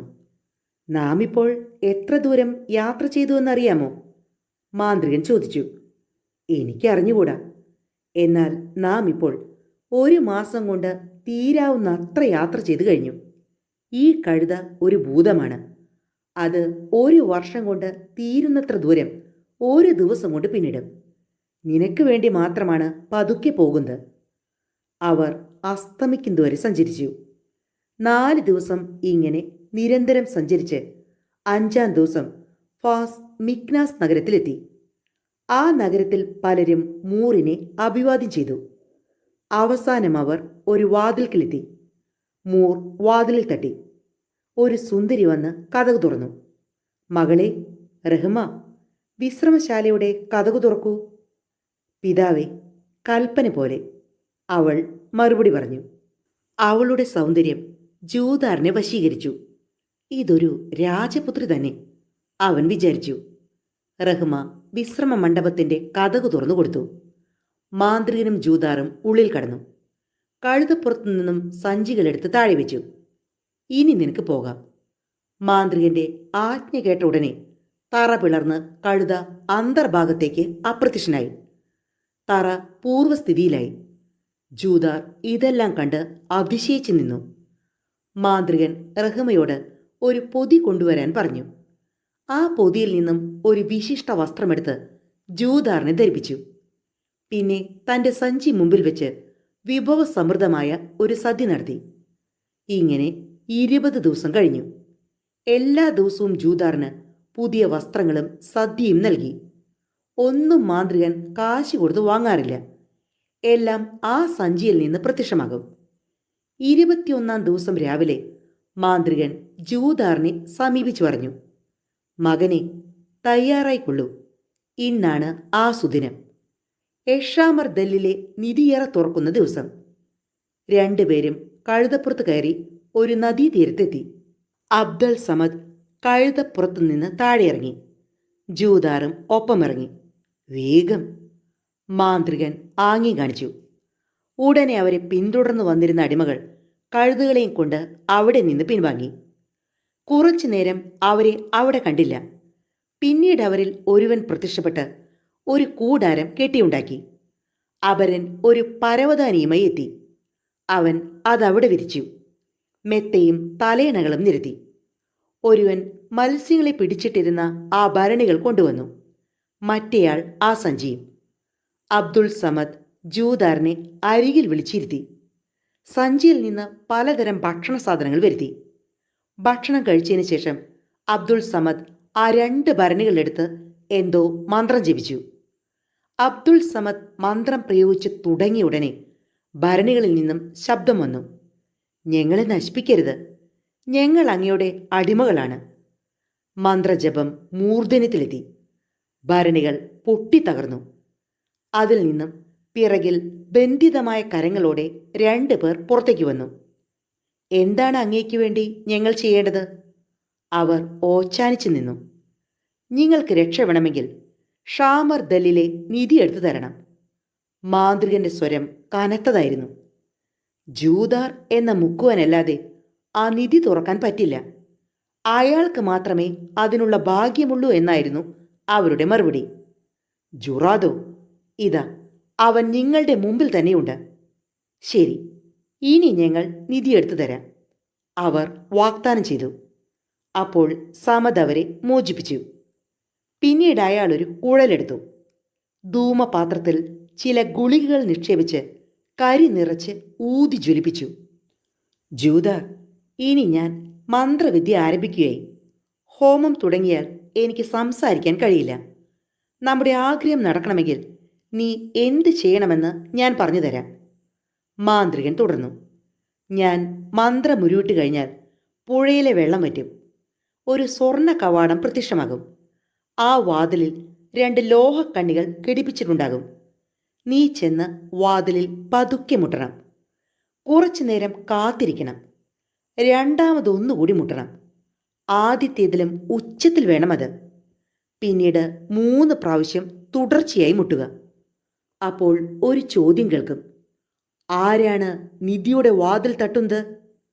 ഉടനെ നീ ഉത്തരം പറയണം. ഞാനാണ്, ജൂതാർ എന്ന മുക്കുവൻ. ഉമാറിന്റെ പുത്രൻ ഉടൻ വാതിൽ തുറക്കും. വാളുമേന്തി ഒരുവൻ നിന്റെ മുമ്പിൽ പ്രത്യക്ഷനാകും. പറഞ്ഞ പോലെ നീ ജൂതാറാണെങ്കിൽ കഴുത്തു നീട്ടൂ, ഞാൻ നിന്റെ കഴുത്തു വെട്ടട്ടെ എന്നവൻ ആവശ്യപ്പെടും. നീ ഒട്ടും ഭയപ്പെടാതെ കഴുത്തു നീട്ടിക്കൊള്ളുക. അവൻ വാൾ ഉയർത്തി വെട്ടാൻ തുനിയും. പക്ഷേ നിന്റെ കഴുത്തിൽ വെട്ടിയാൽ അവൻ നിന്നേക്കാൾ മുമ്പ് മരിച്ച് താഴെ വീഴും. വാൾ തട്ടിയതിൻ്റെ വേദന പോലും നിനക്ക് തോന്നില്ല. തല ഉയർത്തി നോക്കുമ്പോൾ അവനെ കാണില്ല. നീ അവനോട് എതിരിട്ടാൽ അവൻ കൊല്ലും. ഇത്രയും കഴിഞ്ഞാൽ നീ അടുത്ത വാതിലിൽ ചെന്ന് മുട്ടണം. അവിടെ നിന്റെ മുമ്പിൽ പ്രത്യക്ഷനാകുന്നത് കുതിരപ്പുറത്തിരിക്കുന്ന ഒരു യോദ്ധാവായിരിക്കും. അവൻ്റെ തോളിൽ ഒരു കുന്തവും കാണും. അവൻ ചോദിക്കും, ഈ സ്ഥലത്തേക്ക് നിന്നെ കൊണ്ടുവന്നതാരാണ്? ഇവിടെ ഭൂതമോ മനുഷ്യനോ ഒന്നും പ്രവേശിക്കില്ലല്ലോ. അവൻ നിന്റെ നേരെ കുന്തമോങ്ങും. ഉടനെ നീ നെഞ്ച് കാട്ടിക്കൊടുക്കണം. നിന്നെ കുത്തിയാൽ അവൻ ഉടനെ മരിച്ചു താഴെ വീഴും. അവനോട് എതിരിട്ടാൽ നിന്റെ കഥയാവും കഴിയുക. ഇനിയാണ് മൂന്നാമത്തെ കഥക്. അവിടെ നേരിടുന്നത് അമ്പും വില്ലും ധരിച്ച ഒരുവനായിരിക്കും. അവൻ നിന്റെ നെഞ്ചിലേക്ക് അമ്പ് തൊടുത്ത് പിടിക്കും. നീ നെഞ്ച് നേരെ കാണിച്ചു കൊടുക്കണം. അമ്പ് ചെയ്താൽ ആദ്യം വീഴുന്നത് അവനായിരിക്കും. അവനോട് നീ എതിരിടരുത്. നാലാമത്തെ വാതിൽ തുറക്കുമ്പോൾ ഒരു ഭീകരസിംഹം വായും പിളർന്ന് നിന്റെ നേരെ അലറിയെത്തും. അതിനെയും നീ പേടിപ്പിക്കരുത്. ഓടിപ്പോകരുത്. നീ കൈ നീട്ടിക്കൊള്ളൂ. സിംഹം നിന്റെ കയ്യിൽ കടിക്കും. ഉടനെ അത് ചത്തുവീഴും. അഞ്ചാമത്തെ വാതിലാണ് ഇനി തരണം ചെയ്യേണ്ടത്. ഒരു കറുത്തടിമ വന്ന് നീ ആരാണെന്ന് ചോദിക്കും. ഞാൻ ജൂതാറാണ് എന്ന് മറുപടി പറയണം. എന്നാൽ ആറാമത്തെ വാതിലിലേക്ക് പോകാം എന്ന് അവൻ പറയും. അവിടെ ഇടതുവശത്തും വലതുവശത്തും രണ്ട് സർപ്പങ്ങളെ കാണും. അവ നിന്നെ വിഴുങ്ങാൻ ചീറിപ്പാഞ്ഞു വരും. നീ രണ്ട് കൈകളും നീട്ടിക്കൊടുക്കണം. കയ്യിൽ കടിക്കുന്ന ഉടൻ പാമ്പുകൾ മരിച്ചു വീഴും. അവരോട് നീ യുദ്ധത്തിന് പോകരുത്. ഏഴാമത്തെ പ്രവേശന കവാടത്തിലാണ് കരുതൽ കൂടുതൽ വേണ്ടത്. ആ കവാടത്തിൽ നിന്നെ സമീപിക്കുന്നത് നിന്റെ അമ്മയായിരിക്കും. അതായത് അമ്മയോട് രൂപസാദൃശ്യമുള്ള ഒരുവൾ. മകനെ ചൂതാർ എന്നെല്ലാം സ്നേഹത്തോടെ വിളിച്ച് അവൾ അരികത്ത് വരും. പക്ഷേ നീ പതറിപ്പോകരുത്. മാറി നിൽക്ക്. നിന്റെ വസ്ത്രങ്ങൾ അഴിച്ചു മാറ്റ് എന്ന് നീ ഗർജിക്കണം. ഞാനല്ലേ നിന്നെ വളർത്തിയത്, പാലൂട്ടിയത്. എന്നിട്ട് നീ എന്നോടിങ്ങനെ പറയുന്നത് എന്താണ് എന്നെല്ലാം അവൾ കണ്ണീരോടെ പറയും. അപ്പോൾ നിന്റെ വലതുവശത്ത് കാണുന്ന വാളെടുത്ത് പിടിച്ച് ഉറക്കി ആജ്ഞാപിക്കണം. ഉടനെ വസ്ത്രങ്ങൾ അഴിക്കൂ, ഇല്ലെങ്കിൽ വെട്ടിക്കൊന്നുകളയും. അവൾ ഒരുപാടെല്ലാം അപേക്ഷിക്കും. പക്ഷേ നീ ദയ കാണിക്കരുത്. ഒന്നുപോലും അവശേഷിപ്പിക്കാതെ എല്ലാ വസ്ത്രങ്ങളും അഴിപ്പിക്കണം. അത് കഴിഞ്ഞാൽ അവൾ താഴെ വീഴും. അങ്ങനെ നിധി ഇരിക്കുന്നിടത്ത് എത്താനുള്ള എല്ലാ തടസ്സങ്ങളും അവസാനിക്കും. മന്ത്രശക്തിയുടെ ഫലം അതോടെ തീരും. നീ രക്ഷപ്പെട്ടു കഴിഞ്ഞു. ധൈര്യത്തോടെ അകത്തേക്ക് കടന്നോളൂ. അനവധി കനക കൂമ്പാരങ്ങൾ അവിടെ കാണും. പക്ഷേ നീ അതൊന്നും ശ്രദ്ധിക്കുകയേ വേണ്ട. അവിടെ മുകളിലായി ഒരു രഹസ്യമുറി യവനികയിട്ട് മൂടിയിരിക്കുന്നത് കാണാം. ആ യവനിക നീക്കൂ. അപ്പോൾ എഷ്രാ മർദാൽ ഒരു സ്വർണ്ണ മഞ്ചത്തിൽ കിടക്കുന്നത് കാണാം. അദ്ദേഹത്തിൻ്റെ തലയിൽ ചന്ദ്രനെ പോലെ വൃത്തത്തിൽ എന്തോ തിളങ്ങുന്നത് കാണാം. അത് ചന്ദ്രനല്ല, സ്വർഗീയ ഗോളമാണ്. അദ്ദേഹത്തിൻ്റെ കയ്യിൽ ഒരു വാളുണ്ടാകും. വിരലിൽ ഒരു മോതിരവും കഴുത്തിലുള്ള ചങ്ങലയോട് ഘടിപ്പിച്ച് ഒരു മഷിച്ചെപ്പും കാണും. ഈ 4 വസ്തുക്കളും കൈവശമാക്കി നീ തിരിച്ചു പോരണം. മറ്റ് സാധനങ്ങളൊന്നും കണ്ടതായി കണക്കാക്കാനേ പാടില്ല. എൻ്റെ നിർദ്ദേശങ്ങൾ കർശനമായി പാലിക്കണം. അല്ലെങ്കിൽ നീ ദുഃഖിക്കേണ്ടി വരും. സമദ് രണ്ടാമതും മൂന്നാമതും നാലാമതും ഇതെല്ലാം ഊന്നി പറഞ്ഞു. അവസാനം ജൂതാർ പറഞ്ഞു, ഞാൻ എല്ലാം ഓർക്കുന്നുണ്ട്. പക്ഷേ ആർക്കാണ് ഇതെല്ലാം നേരിടാൻ കഴിയുക? ഈ ഭീകരാവസ്ഥകളെല്ലാം താങ്ങാൻ കഴിയുക? നീ ഒന്നുകൊണ്ട് ഭയപ്പെടേണ്ട. അവയോരോന്നും ആത്മാവില്ലാത്ത ശരീരങ്ങളാണ്. മാന്ത്രികന്റെ വാക്കുകൾ അവന് ധൈര്യം നൽകി. സമദ് മന്ത്രകർമ്മങ്ങൾ തുടങ്ങി. വെള്ളം മാറി സ്വർഗ കവാടം ദൃശ്യമായി. ജൂതാർ 1-ാം വാതിലിൽ തട്ടി. മാന്ത്രികൻ പറഞ്ഞതുപോലെ തന്നെ കാര്യങ്ങൾ നടന്നു. അങ്ങനെ 6 വാതിലുകളും തരണം ചെയ്ത് 7-ാം വാതിലിലെത്തി. അമ്മയുടെ രൂപത്തിലുള്ള സ്ത്രീ അവനെ സ്വാഗതം ചെയ്തു. കുറേ നേരം അവൻ മാന്ത്രികന്റെ നിർദ്ദേശപ്രകാരം ആ സ്ത്രീയോട് കർശനമായി പെരുമാറി. എന്നാൽ മകനെ, നിന്റെ ഹൃദയം കല്ലാണോ? നീ എന്ത് അന്യായമാണ് ഈ പറയുന്നത് എന്ന് ചോദിച്ചു കരഞ്ഞപ്പോൾ അവൻ, ശരിയാണ്, നിങ്ങൾ പറഞ്ഞത് വളരെ ശരിയാണ് എന്ന് ഉത്തരം പറഞ്ഞു. ഉടനെ അവൾ ഉറക്കെ നിലവിളിച്ചു, ഇവൻ തെറ്റ് ചെയ്തു, ഉടനെ ഇവനെ പിടികൂടുക. അവളുടെ ശബ്ദമുയർന്നു. അനേകം കിങ്കരന്മാർ അവിടെ എത്തി. ജീവിതകാലം മുഴുവൻ ഓർമ്മിക്കത്തക്ക വിധമുള്ള മർദ്ദനമാണ് പിന്നീട് അവന് കിട്ടിയത്. കിങ്കരന്മാർ അവനെ ഉന്തിത്തള്ളി ആദ്യത്തെ കവാടത്തിന് പുറത്തിട്ടു. നിധി മന്ദിരത്തിൻ്റെ വാതിലുകളെല്ലാം അടഞ്ഞു. മാന്ത്രികൻ അവനെ താങ്ങിയെടുത്തു. പഴയ പോലെ പുഴയിൽ വെള്ളം ഒഴുകി തുടങ്ങി. സമദ് ജൂദാറിനെ മന്ത്രശക്തി കൊണ്ട് ഉണർത്തി. നടന്ന കാര്യങ്ങൾ അവൻ മാന്ത്രികനെ അറിയിച്ചു. നീ എന്തൊരു തെറ്റാണ് ചെയ്തത്. ഏതായാലും ഇനി അടുത്ത വർഷം വരെ എന്നോടൊത്ത് താമസിക്കണം. ആ ദിവസം വരുന്നതുവരെ. മാന്ത്രികന്റെ വേലക്കാർ കൂടാരമഴിച്ച് കൊണ്ടുപോയി. പിന്നെ അവർ 2 കഴുതുകളെയും കൊണ്ട് പ്രത്യക്ഷപ്പെട്ടു. രണ്ടുപേരും ഫാസ് നഗരത്തിലേക്ക് മടങ്ങി. ജൂദാർ മൂറിനോടത്ത് സുഖമായി താമസിച്ചു. വില പിടിച്ച വസ്ത്രങ്ങൾ മാറി മാറി ധരിച്ചു. വിശിഷ്ടമായ വിഭവങ്ങൾ നുകർന്നു. അങ്ങനെ 1 വർഷം കഴിഞ്ഞുപോയി. വീണ്ടും ആ ദിവസം വന്നെത്തി. മൂർ അവനെയും കൊണ്ട് പുഴയുടെ തീരത്തേക്ക് ചെന്നു. പഴയ പോലെ കൂടാരം നിർമ്മിച്ച് പരവതാനി വിരിച്ചു. ധൂമപത്രത്തിൽ ഗുളികകളിട്ടു. തീ ജ്വലിപ്പിച്ചു. ആഭിചാര കർമ്മം തുടങ്ങി. ജൂദാർ, നീ എല്ലാം ഓർക്കുന്നില്ലേ? മാന്ത്രികൻ ചോദിച്ചു. ആ അടിയുടെ വേദന നിലനിൽക്കുന്നിടത്തോളം കാലം എനിക്കതൊന്നും മറക്കാൻ കഴിയില്ല, ജൂദാർ മറുപടി പറഞ്ഞു. അത് ഒരു മായാരൂപം മാത്രമാണ്, നിന്റെ അമ്മയല്ല. അത് നീ നല്ല പോലെ മനസ്സിൽ കരുതണം. നിന്നെക്കൊണ്ട് തെറ്റ് ചെയ്യിക്കാൻ അവൾ ശ്രമിക്കും, മന്ത്രവാദി വീണ്ടും പറഞ്ഞു. അയാൾ മന്ത്രം ഉച്ചരിച്ചു തുടങ്ങി. വെള്ളം വറ്റി വാതിൽ തുറന്നു. അങ്ങനെ 6 കടമ്പകളും മറികടന്ന് 7ാം വാതിലിലെത്തി. അത്തവണ ആ സ്ത്രീയുടെ കുടില തന്ത്രങ്ങളൊന്നും വില പോയില്ല. അവസാനത്തെ വസ്ത്രവും അഴിച്ചുമാറ്റി. അവൾ പൊടുന്നനെ താഴെ വീണു. ജൂദാർ അകത്തേക്ക് പ്രവേശിച്ചു. കനക കൂമ്പാരങ്ങൾ കണ്ടിട്ടും അവൻ ശ്രദ്ധിച്ചില്ല. അവസാനം എഷാ മർദൽ കിടക്കുന്നിടത്തെത്തി. ജൂദാർ ആദ്യം തന്നെ വാൾ കരസ്ഥമാക്കി. പിന്നീട് അടയാളമോതിരം, മഷിച്ചെപ്പ്, സ്വർണഗോളം എല്ലാം ഓരോന്നായി കൈവശമാക്കി. അപ്പോൾ അവിടെ ഒരു വാദ്യഘോഷം മുഴങ്ങി. ജൂദാർ, നിനക്ക് ലഭിച്ച നിധി കൊണ്ട് നീ സന്തോഷിക്കൂ, നിധിയുടെ കാവൽക്കാർ ആശംസിച്ചു. ജൂദാർ കവാടങ്ങൾ തരണം ചെയ്ത് പുറത്തു കടക്കുന്നതുവരെ വാദ്യഘോഷം കൊണ്ട് അവിടം മുഖരിതമായിരുന്നു. മാന്ത്രികൻ ആനന്ദഭരിതനായി അവനെ നെഞ്ചോട് ചേർത്ത് കെട്ടിപ്പിടിച്ചു. ജൂദാർ ആ 4 അമൂല്യ വസ്തുക്കളും മാന്ത്രികന് നൽകി. 2 വേലക്കാർ വന്ന് കൂടാരം മാറ്റി. ഇരുവരും ഫാസ് നഗരത്തിലേക്ക് യാത്രയായി. ഫാസ് നഗരത്തിൽ എത്തിയ ഉടനെ അബ്ദുൽ സമദ് വിഭവസമൃദ്ധമായി സദ്യ ഒരുക്കി. വീടും നാടും വിട്ട് തൻ്റെ കൂടെ വന്ന ജൂദാറിന് എന്താഗ്രഹവും സാധിപ്പിച്ചു കൊടുക്കാൻ തയ്യാറാണെന്ന് അയാൾ പറഞ്ഞു. ആ 2 സഞ്ചികൾ മാത്രമാണ് ജൂദാർ ആവശ്യപ്പെട്ടത്. അതുകൊണ്ട് ഭക്ഷണ സാധനങ്ങൾ മാത്രമേ ലഭ്യമാകൂ.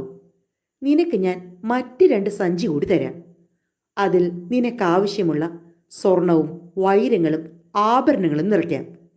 അങ്ങനെ നിനക്കൊരു വലിയ കച്ചവടക്കാരനാകാം, സുഖമായി ജീവിക്കാം.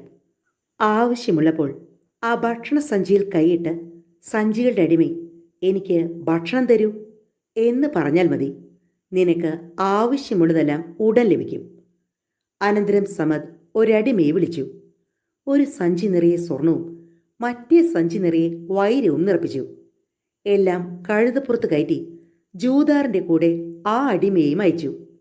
വീട്ടിൽ ചെന്നാൽ ആ സഞ്ചികൾ എടുത്തു വെച്ച് കഴുതയെ അടിമയുടെ കൂടെ തിരിച്ചയക്കാൻ പറഞ്ഞ് മാന്ത്രികൻ ജൂദാറിനെ യാത്രയാക്കി. ആരോടും ഈ രഹസ്യങ്ങൾ പറയരുതെന്നും പ്രത്യേകം പറഞ്ഞേൽപ്പിച്ചു. അങ്ങനെ 2 ദിവസത്തെ യാത്രയ്ക്ക് ശേഷം ജൂദാർ നാട്ടിലെത്തി. അവിടെ എത്തിയപ്പോൾ തൻ്റെ മാതാവ് യാചിച്ച് നടക്കുന്ന ദയനീയാവസ്ഥയാണ് അവൻ കണ്ടത്. അവൻ വളരെ ദുഃഖിച്ചു. ജൂദാർ അമ്മയെ കഴുതപ്പുറത്ത് വലിച്ചു കയറ്റി. അമ്മ മകനെ തിരിച്ചു കിട്ടിയ സന്തോഷം കൊണ്ട് കൂടുതൽ കണ്ണീരൊഴുക്കി. ജൂദാർ അമ്മയെയും കൊണ്ട് വീട്ടിലെത്തി.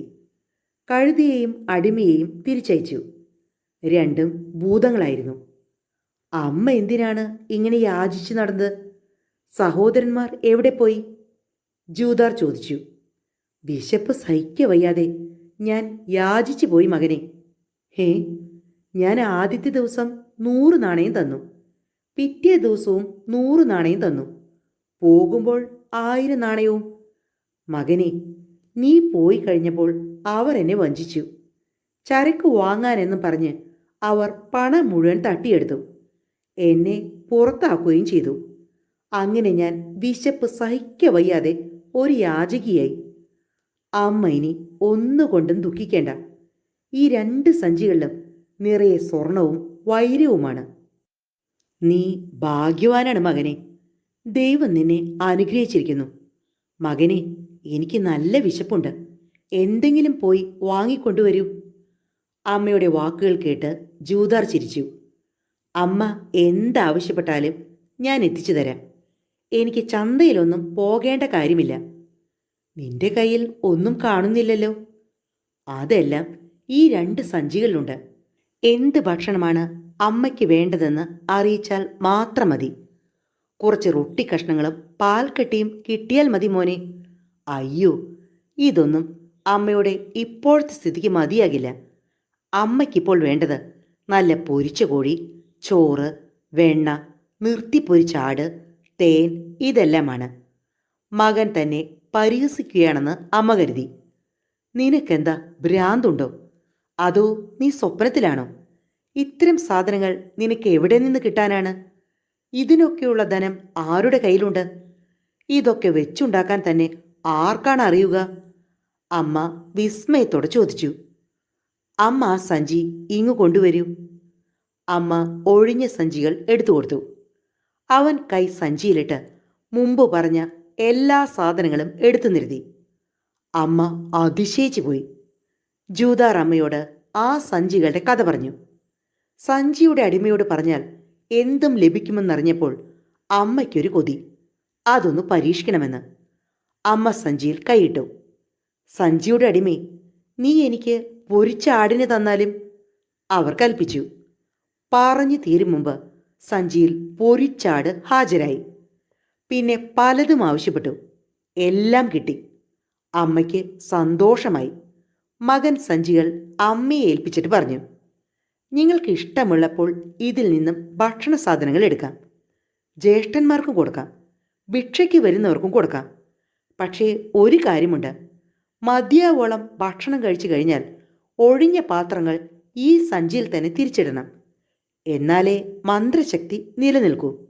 ഈ രഹസ്യം ആരെയും അറിയിക്കരുതെന്നും അവൻ പറഞ്ഞേൽപ്പിച്ചിരുന്നു. അവർ ഭക്ഷണം കഴിച്ചുകൊണ്ടിരിക്കുമ്പോൾ 2 സഹോദരന്മാരും വന്നു ചേർന്നു. അവർ ജൂദാറിൻ്റെ ഒരയൽപ്പക്കക്കാരൻ പറഞ്ഞ് അറിഞ്ഞാണ് അവിടെ എത്തിയത്. അമ്മ എല്ലാം പറഞ്ഞിട്ടുണ്ടാകും. നാം എങ്ങനെ അവൻ്റെ മുഖത്ത് നോക്കും? അവൻ നമ്മെ അപമാനിക്കില്ലേ എന്നെല്ലാം അവർ ആലോചിക്കാതിരുന്നില്ല. എങ്കിലും മൃദുലമാണ് സഹോദരൻ്റെ ഹൃദയമെന്ന് അവർക്കറിയാമായിരുന്നു. അങ്ങനെ അവർ അവിടെ എത്തിയതാണ്. ജൂദാർ അവരെ ക്ഷണിച്ചിരുത്തി. അവർ മതിയാവോളം ഭക്ഷിച്ചു. ബാക്കി വന്ന ആഹാര സാധനങ്ങൾ സാധുക്കൾക്ക് കൊടുക്കാൻ ജൂദാർ പറഞ്ഞു.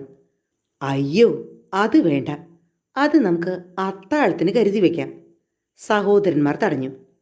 അത്താഴ സമയത്ത് ഇതിലും നല്ല വിഭവങ്ങൾ നിങ്ങൾക്ക് നൽകാം എന്ന് പറഞ്ഞ് ജൂദാർ അവരെ ആശ്വസിപ്പിച്ചു. അവർ വഴിയെ പോയ എല്ലാ സാധുക്കൾക്കും ഭക്ഷണം കൊടുത്തു. പാത്രങ്ങൾ തിരികെ സഞ്ചിയിൽ തന്നെ നിക്ഷേപിക്കാൻ ജൂദാർ ആവശ്യപ്പെട്ടു. അത്താഴ സമയത്ത് വീണ്ടും വളരെയേറെ വിഭവങ്ങൾ നിരന്നു. പിറ്റേന്ന് പ്രഭാത ഭക്ഷണവും സുഖമായി കഴിഞ്ഞു. സഹോദരന്മാർ ആകെ അമ്പരന്നു. എവിടെ നിന്നാണ് ഇവൻ ഇതെല്ലാം കൊണ്ടുവരുന്നത്? രാവിലെ ഒരു സദ്യ, വൈകുന്നേരം അതിലും ഗംഭീരൻ സദ്യ, പിറ്റേ ദിവസവും വീണ്ടും സദ്യ. ഇതെന്തൊരു വിദ്യ! ബാക്കി വന്നതെല്ലാം പാവങ്ങൾക്കും കൊടുക്കുന്നുണ്ട്. സുൽത്താൻമാർക്ക് മാത്രമേ ഇതിന് കഴിയൂ. ഇതെങ്ങനെ സാധിക്കുന്നു? അടുപ്പ് കത്തിക്കുന്നില്ല, സാധനങ്ങൾ വാങ്ങുന്നുമില്ല, പാചകക്കാരനുമില്ല. അവർ തമ്മിൽ തമ്മിൽ പിറുപിറുത്തു. നമുക്ക് അമ്മയോട് തന്നെ ഇതിനെക്കുറിച്ച് അന്വേഷിക്കാമെന്ന് അവർ തീർച്ചയാക്കി. അതിനവർ ഒരു സൂത്രം കണ്ടുപിടിച്ചു. ജൂദാറില്ലാത്ത സമയത്ത് അവർ അമ്മയെ സമീപിച്ചു. തങ്ങൾക്ക് വിശക്കുന്നു എന്ന് പറഞ്ഞ്. അമ്മ വേഗം ആ 2 സഞ്ചികളെടുത്ത് നല്ല ചൂടുള്ള ഭക്ഷണ സാധനങ്ങൾ വരുത്തി. എങ്ങനെയാണിത് സാധിക്കുന്നത് എന്നറിയാൻ അവർ താല്പര്യം കാണിച്ചു. ആ 2 സഞ്ചികളും മാന്ത്രിക ശക്തിയുള്ളതാണെന്നും അവയുടെ അടിമയായ ഭൂതങ്ങളാണ് ഇതെല്ലാം തരുന്നതെന്നും അമ്മ പറഞ്ഞു. കാര്യം പരമരഹസ്യമാണെന്നും ഓർമ്മിപ്പിച്ചു. ഞങ്ങളാരോടും പറയില്ല. എങ്ങനെയാണ് ഭക്ഷണം വരുന്നതെന്ന് ഒന്ന് പഠിപ്പിച്ചു തരണം എന്നായി സാലിമും സെലിമും. അമ്മ മക്കളെ വിദ്യ പഠിപ്പിച്ചു. രഹസ്യം പിടികിട്ടിയപ്പോൾ പുത്രന്മാരുടെ മനസ്സ് മാറി. മൂത്തവൻ ഇളയവനോട് പറഞ്ഞു, എത്ര കാലം നമ്മളിങ്ങനെ ഇവനെ ആശ്രയിച്ചു കഴിയും? നമുക്കിവൻ്റെ കയ്യിൽ നിന്നും ആ സഞ്ചികൾ തട്ടിയെടുക്കണം. ഞാനിവനെ സുവൈ കപ്പലിൻ്റെ കപ്പിത്താന് വിൽക്കും. അതെങ്ങനെ? നാം രണ്ടുപേരും കൂടി പോയി കപ്പിത്താനെയും മറ്റ് രണ്ടാളുകളെയും ക്ഷണിക്കണം. രാത്രി കഴിയുമ്പോഴേക്കും ഞാൻ എന്ത് ചെയ്യുമെന്ന് നീ നോക്കിക്കോ. അങ്ങനെ അവർ കപ്പിത്താനെ സമീപിച്ചു. കപ്പിത്താനെ, ഞങ്ങൾ രണ്ട് പാവപ്പെട്ട സഹോദരന്മാരാണ്. ഞങ്ങൾക്ക് മറ്റൊരു സഹോദരൻ കൂടിയുണ്ട്, ഒരു മടിയൻ. ഞങ്ങളുടെ പിതാവ് മരിക്കുമ്പോൾ ഒരു വലിയ സംഖ്യ കിട്ടി. അത് വീതം വെച്ചു. അവൻ അതെല്ലാം ദുർമാർഗങ്ങളിൽ കൂടി ചെലവാക്കി. പിന്നെ ഞങ്ങൾക്കെതിരെ കേസ് കൊടുത്തു. അവൻ്റെ സ്വത്തെല്ലാം ഞങ്ങൾ തട്ടിയെടുത്തു എന്ന് പറഞ്ഞ്. ആ കേസ് വാദിക്കാൻ നടന്ന് ഞങ്ങളുടെ പണം നശിച്ചു.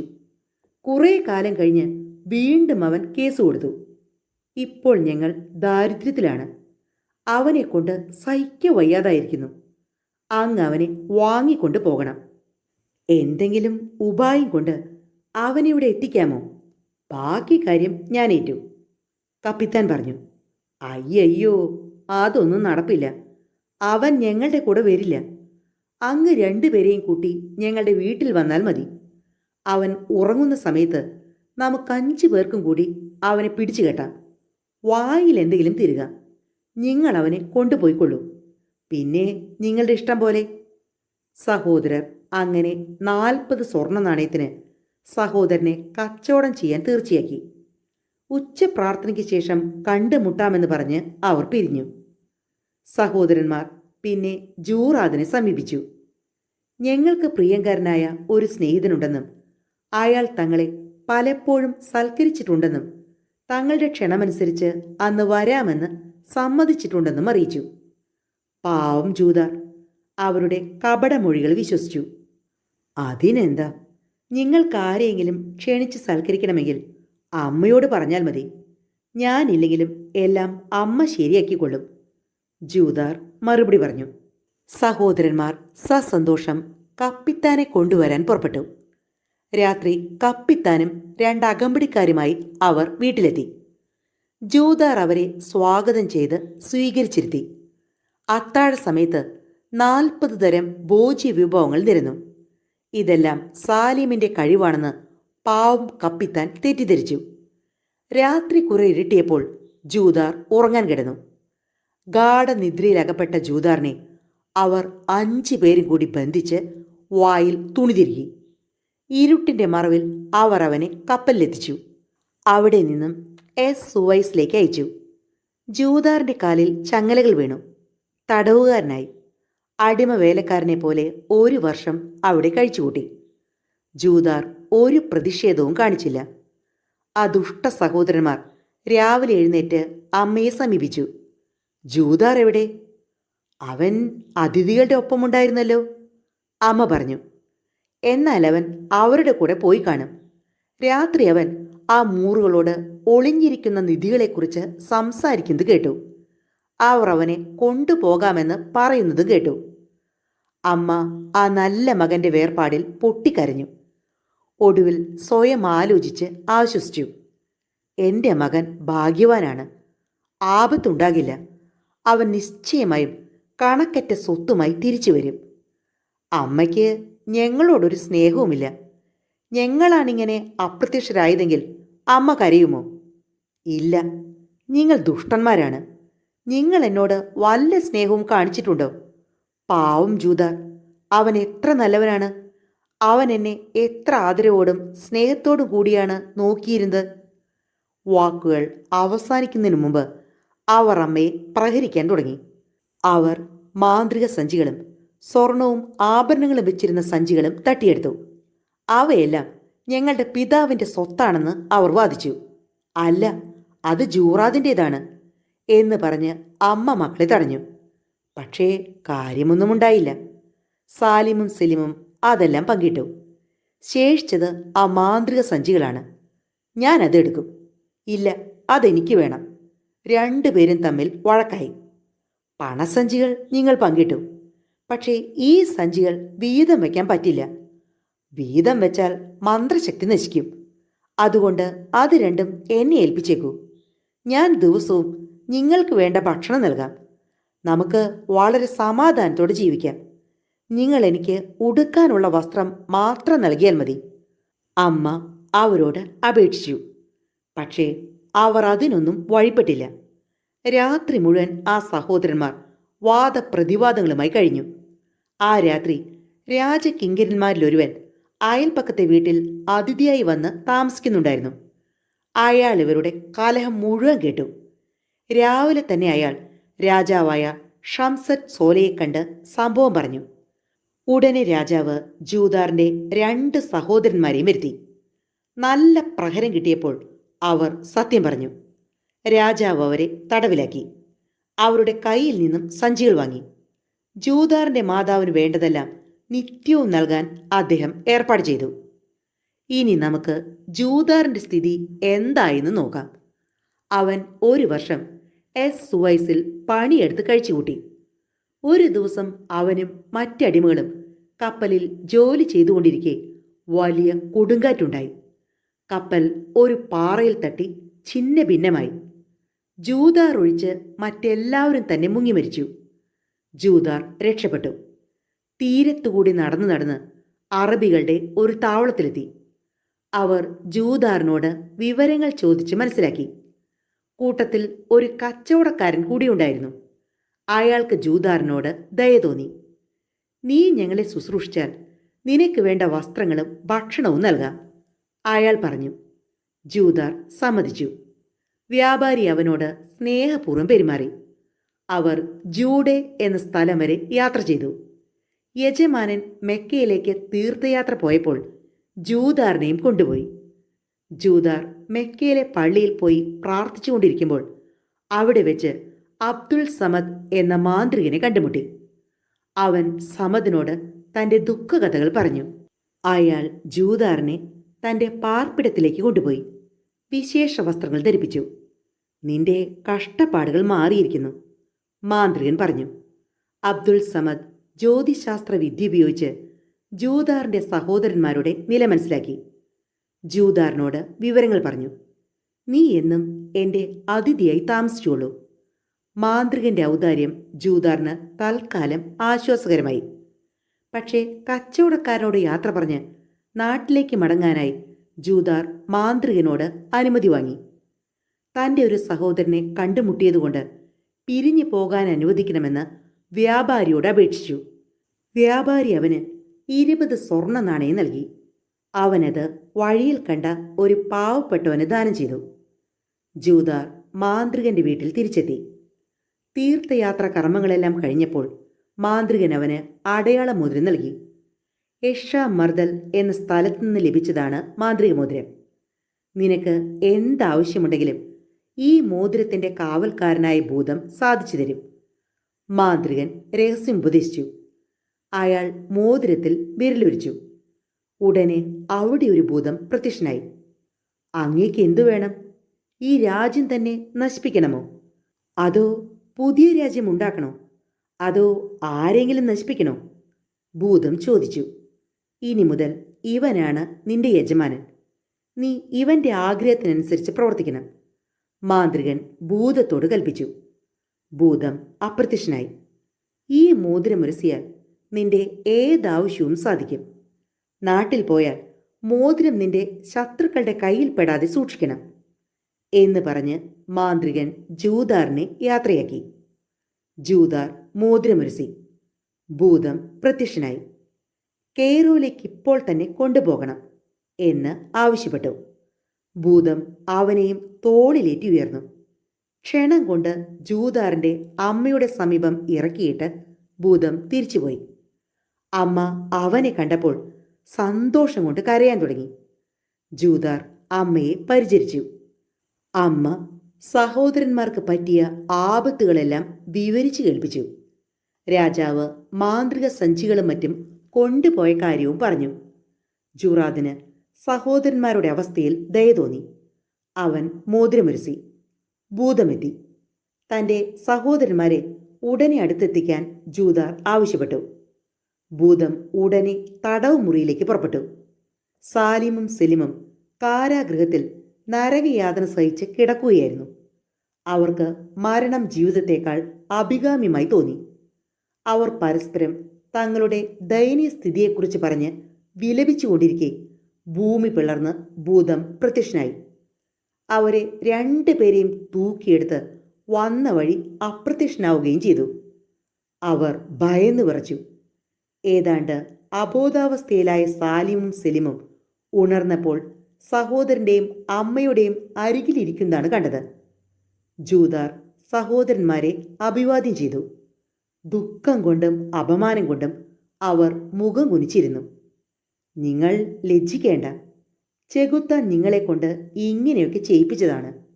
നിങ്ങൾ എന്നെ കപ്പിത്താന് വിറ്റു അല്ലേ? എന്നാലും യൂസഫിൻ്റെ കഥയേക്കാൾ ഭേദമാണല്ലോ. സഹോദരന്മാർ അവനെ കുഴിയിലേക്ക് എറിഞ്ഞു. ഏതായാലും ദൈവത്തോട് പ്രാർത്ഥിച്ച് പശ്ചാത്താപിക്കൂ. അദ്ദേഹം നിങ്ങളെ അനുഗ്രഹിക്കും, നിങ്ങളോട് ക്ഷമിക്കും. ജൂദാർ അവരെ ആശ്വസിപ്പിച്ചു. താൻ അനുഭവിച്ച കഷ്ടപ്പാടുകളെല്ലാം ജൂദാർ വിവരിച്ചു പറഞ്ഞു. ആ മോതിരത്തിൻ്റെ കാര്യം വരെ ജൂദാർ പറഞ്ഞു. രാജാവ് തങ്ങളെ ശിക്ഷിച്ചതും സഞ്ചികൾ കൈവശമാക്കിയതും മറ്റും അവരും പറഞ്ഞു. ജൂദാർ അടയാള മോതിരം ഒരുക്കി. ഭൂതം ഹാജരായി. തങ്ങളെ ഇപ്പോൾ കൊല്ലാൻ പറയുമെന്നോർത്ത് സഹോദരന്മാർ ഭയപ്പെട്ടു. അവർ അമ്മയുടെ അടുക്കിലേക്ക് ഓടി. ഞങ്ങൾക്ക് വേണ്ടി അവനോട് അപേക്ഷിക്കണമേ എന്ന് മുറവിളി കൂട്ടി. അമ്മ അവരെ ആശ്വസിപ്പിച്ചു. ജൂദാർ ഭൂതത്തോട് രാജാവിൻ്റെ ഖജനാവും മാന്ത്രിക സഞ്ചികളും മറ്റ് 2 സഞ്ചികളും ഉടനെ അവിടെ എത്തിക്കാൻ കൽപ്പിച്ചു. ഭൂതം അതെല്ലാം ജൂദാറിൻ്റെ മുമ്പിലെത്തിച്ചു. പിന്നീട് മനോഹരമായൊരു കൊട്ടാരം ഉടൻ നിർമ്മിക്കാൻ ആജ്ഞാപിച്ചു. മാന്ത്രിക സഞ്ചി ഉപയോഗിച്ച് ഭക്ഷ്യസാധനങ്ങൾ നിരത്തി. അവർ സുഖമായി തിന്നു കുടിച്ചുറങ്ങി. പ്രഭാതമാകുന്നതിന് മുമ്പ് മോതിരത്തിൻ്റെ ഭൂതവും അനുയായികളും കൂടി അതികമനീയമായ ഒരു കൊട്ടാരം നിർമ്മിച്ചു. അമ്മയെയും സഹോദരന്മാരെയും കൂട്ടി ജൂദാർ പുത്തൻ രാജധാനിയിലെത്തി. അമ്മ എൻ്റെ കൂടെ താമസിക്കില്ലേ? അവൻ ചോദിച്ചു. തീർച്ചയായും, അമ്മ പറഞ്ഞു. ജൂദാർ വീണ്ടും മോതിരമൊരുക്കി. ഇത്തവണ അവൻ ഭൂതത്തോട് കൽപ്പിച്ചത് സുന്ദരികളായ അടിമ പെണ്ണുങ്ങളെയും പരിചാരകരെയും കൊണ്ടുവരാനാണ്. ഭൂതം തൻ്റെ അനുയായികളെയും കൊണ്ട് ഇന്ത്യയിലേക്കും സിന്ധിയിലേക്കും പേർസിയയിലേക്കും പറന്നു. വഴിയിൽ കണ്ട സുന്ദരികളെയും ചെറുപ്പക്കാരെയും അവർ പിടിച്ചുകൊണ്ടുവന്നു. ജൂദാറിൻ്റെ രാജധാനി പരിചാരകരെ കൊണ്ട് നിറഞ്ഞു. ജൂദാർ എല്ലാവർക്കും വിശിഷ്ട വസ്ത്രങ്ങൾ നൽകി. അമ്മയെ അമൂല്യങ്ങളായ ഉടയാടകൾ അണിയിപ്പിച്ചു. അമ്മയാണ് ഇവിടുത്തെ യജമാനത്തി. ബാക്കി എല്ലാവരും അമ്മയെ ശുശ്രൂഷിച്ചു കൊള്ളണം, ജൂദാർ കൽപ്പിച്ചു. അങ്ങനെ ജൂദാർ രാജാവും സഹോദരന്മാർ മന്ത്രിമാരുമായി സുഖതാമസം തുടങ്ങി. സലീമിനെയും അവൻ്റെ അടിമ പെണ്ണുങ്ങളെയും രാജധാനിയുടെ ഒരു ഭാഗത്ത് പാർപ്പിച്ചു. മറ്റേ ഭാഗത്ത് സാലീമിനെയും അവൻ്റെ അടിമ പെണ്ണുങ്ങളെയും താമസിപ്പിച്ചു. അമ്മയും ജൂദാറും നടുക്കുള്ള പ്രധാന മന്ദിരത്തിലും താമസിച്ചു. അപ്പോഴാണ് ഷംസത് സോല എന്ന രാജാവിന് ഖജനാവിൽ നിന്ന് എന്തോ സാധനം എടുക്കേണ്ടി വന്നത്. ഖജാൻജി ഖജനാവ് തുറന്നു. സ്തബ്ധനായിപ്പോയി. ഖജനാവ് തേനീച്ചകൾ ഒഴിഞ്ഞ കൂട് പോലെ ഇരിക്കുന്നു. ഖജാൻജി ബോധം കെട്ട് വീണു. അല്പം കഴിഞ്ഞ് ഉണർന്നെഴുന്നേറ്റ് രാജാവിൻ്റെ സമീപത്തേക്ക് ഓടി. രാജാവ് വിവരം കേട്ട് പരിഭ്രാന്തനായി. ഇന്നലെ ഖജനാവ് നിറച്ചും സ്വർണ്ണ നാണയങ്ങളായിരുന്നു. ഇന്നൊന്നും കാണാനില്ല. ആരും വാതിൽ തുറന്നിട്ടില്ല, പൂട്ട് പൊളിച്ചിട്ടുമില്ല. ഇതെന്തൊരു മായാജാലം! ഖജാൻജി മുറവിളി കൂട്ടി. രാജാവും ഖജാൻജിയും കൂടി സംഭവസ്ഥലം പരിശോധിച്ചു. അവർക്കൊന്നും മനസ്സിലായില്ല. രാജാവ് സഭ വിളിച്ചുകൂട്ടി. വിവരങ്ങൾ എല്ലാവരെയും അറിയിച്ചു. ആർക്കുമൊന്നും ഉരിയാടാൻ കഴിഞ്ഞില്ല. അപ്പോൾ സെലിമിൻ്റെയും സാലിമിൻ്റെയും വഴക്ക് കേട്ട് വിവരം പറഞ്ഞ രാജകിങ്കരനെത്തി. ഇന്നലെ രാത്രി അതിമനോഹരമായൊരു കൊട്ടാരം ഉയർന്നു വരുന്നത് കണ്ട് ഞാൻ അമ്പരന്നു. അതുപോലൊരു രാജധാനി ഇന്ന് വരെ ഞാൻ കണ്ടിട്ടില്ല. അന്വേഷിച്ചപ്പോൾ അത് ജൂദാർ പണിയിപ്പിച്ചതാണെന്നും അവൻ്റെ കൂടെ അനേകം പരിചാരകരുണ്ടെന്നും അവൻ തടവറയിൽ നിന്നും സഹോദരന്മാരെ രക്ഷിച്ച് കൂടെ കൊണ്ടുവന്ന് താമസിപ്പിച്ചിട്ടുണ്ടെന്ന് പറഞ്ഞു. അവനിപ്പോൾ സുൽത്താനെ പോലെ വാഴുകയാണ്. ഉടൻ ജയിൽ പരിശോധിക്കാൻ രാജാവ് കൽപ്പിച്ചു. കുറ്റവാളികൾ അപ്രത്യക്ഷരായ വിവരം മനസ്സിലായി. അപ്പോൾ ഇതിനെല്ലാം കാരണക്കാരൻ ജൂദാറാണെന്ന് അവർക്ക് ബോധ്യമായി. ഉടൻ തന്നെ ഒരു അമീറും 50 പടയാളികളും പോയി ജൂദാറിനെയും സഹോദരന്മാരെയും പിടിച്ചുകൊണ്ടുവരട്ടെ. അവരുടെ സകല സ്വത്തുക്കളും പിടിച്ചടക്കട്ടെ. അവരെ തൂക്കിക്കൊല്ലുന്നതാണ് എന്ന് രാജാവ് കൽപ്പിച്ചു. ബുദ്ധിമാനായ മന്ത്രി രാജാവിനെ തടഞ്ഞുകൊണ്ട് പറഞ്ഞു, ഒരു ദിവസം കൊണ്ട് ഇത്ര വലിയൊരു രാജധാനി നിർമ്മിച്ച ജൂദാർ സാധാരണക്കാരനല്ല. ലോകത്തിലാർക്കും ഇത് സാധിക്കില്ല. അമീറിനെ അവൻ കൊല്ലും. അതുകൊണ്ട് ക്ഷമിക്കൂ. നമുക്ക് മറ്റു വല്ല സൂത്രവും കണ്ടെത്തണം. അവനെ നമുക്ക് ഇങ്ങോട്ട് ക്ഷണിക്കാം. ഞാൻ അവനെ ശ്രദ്ധിച്ചുകൊള്ളാം. അങ്ങ് അവനോട് സ്നേഹമായി പെരുമാറണം. സത്യസ്ഥിതി അറിയണം. ജൂദാർ ശക്തനാണെന്ന് തീരുമാനമായാൽ എന്തെങ്കിലും സൂത്രം കണ്ടുപിടിക്കണം. രാജാവ് മന്ത്രിയുടെ നിർദ്ദേശം സ്വീകരിച്ചു. ഉസ്മാൻ എന്ന് പേരായ അമീറിനെ ജൂദാറിന്റെ അടുക്കിലേക്ക് അയച്ചു. ജൂദാറിനെയും കൊണ്ടല്ലാതെ വരരുതെന്ന് രാജാവ് കൽപ്പിച്ചു. അമീർ മൂഢനും ചുണ്ടിക്കാരനുമായിരുന്നു. അയാൾ ജൂദാറിന്റെ രാജധാനിയിലെത്തിയപ്പോൾ അവിടെ കാവൽ നിന്നിരുന്ന ഷണ്ട പരിചാരകൻ എഴുന്നേറ്റില്ല. ഉസ്മാന്റെ കൂടെ 50 അനുയായികളും ഉണ്ടായിരുന്നു. എന്നിട്ട് ആ ഷണ്ടൻ കണ്ട ഭാവം നടിച്ചില്ല. ഉസ്മാന് കോപം വന്നു. എവിടെ നിന്റെ യജമാനൻ? ഉസ്മാൻ ചോദിച്ചു. രാജധാനിയിൽ, അവൻ മറുപടി പറഞ്ഞു. പക്ഷേ ഇരുന്നിരിപ്പിൽ നിന്ന് അനങ്ങിയില്ല. ഉസ്മാൻ അത്യധികം ക്ഷുഭിതനായി. എടാ വൃത്തികെട്ടവനെ, നീ ഞാൻ ആരാണെന്ന് കരുതി? ധിക്കാരി, എഴുന്നേൽക്കടാ, പോടാ, വായിട്ടലയ്ക്കാതെ, അവൻ തിരിച്ചടിച്ചു. അമീർ കോപം സഹിക്കവയ്യാതെ അവനെ പ്രഹരിക്കാൻ വടിയോങ്ങി. അവനൊരു ഭൂതമാണെന്നത് ഉസ്മാൻ അറിഞ്ഞിരുന്നില്ല. പരിചാരകൻ ഉസ്മാന്റെ കയ്യിൽ നിന്നും വടി തട്ടിയെടുത്തു. അതെടുത്ത് ഉസ്മാന് 4 കൊടുത്തു. ഉസ്മാന്റെ അനുയായികൾ പരിചാരകനെ വെട്ടാൻ വാളൂരി.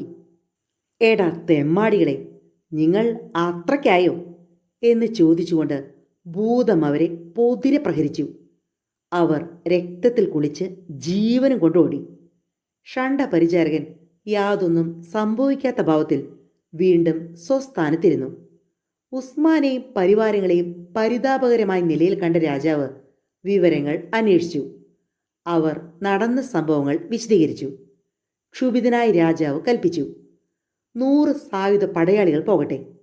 പക്ഷേ അങ്ങനെ ചെന്നവരെയും ഷണ്ട പരിചാരകൻ അടിച്ചോടിച്ചു. പിന്നെ 200 പേരെ അയച്ചു. അവരും തോറ്റുമടങ്ങി. ഒടുവിൽ 500 പടയാളികളെയും കൂട്ടി മന്ത്രിയോട് പോകാൻ കൽപ്പിച്ചു.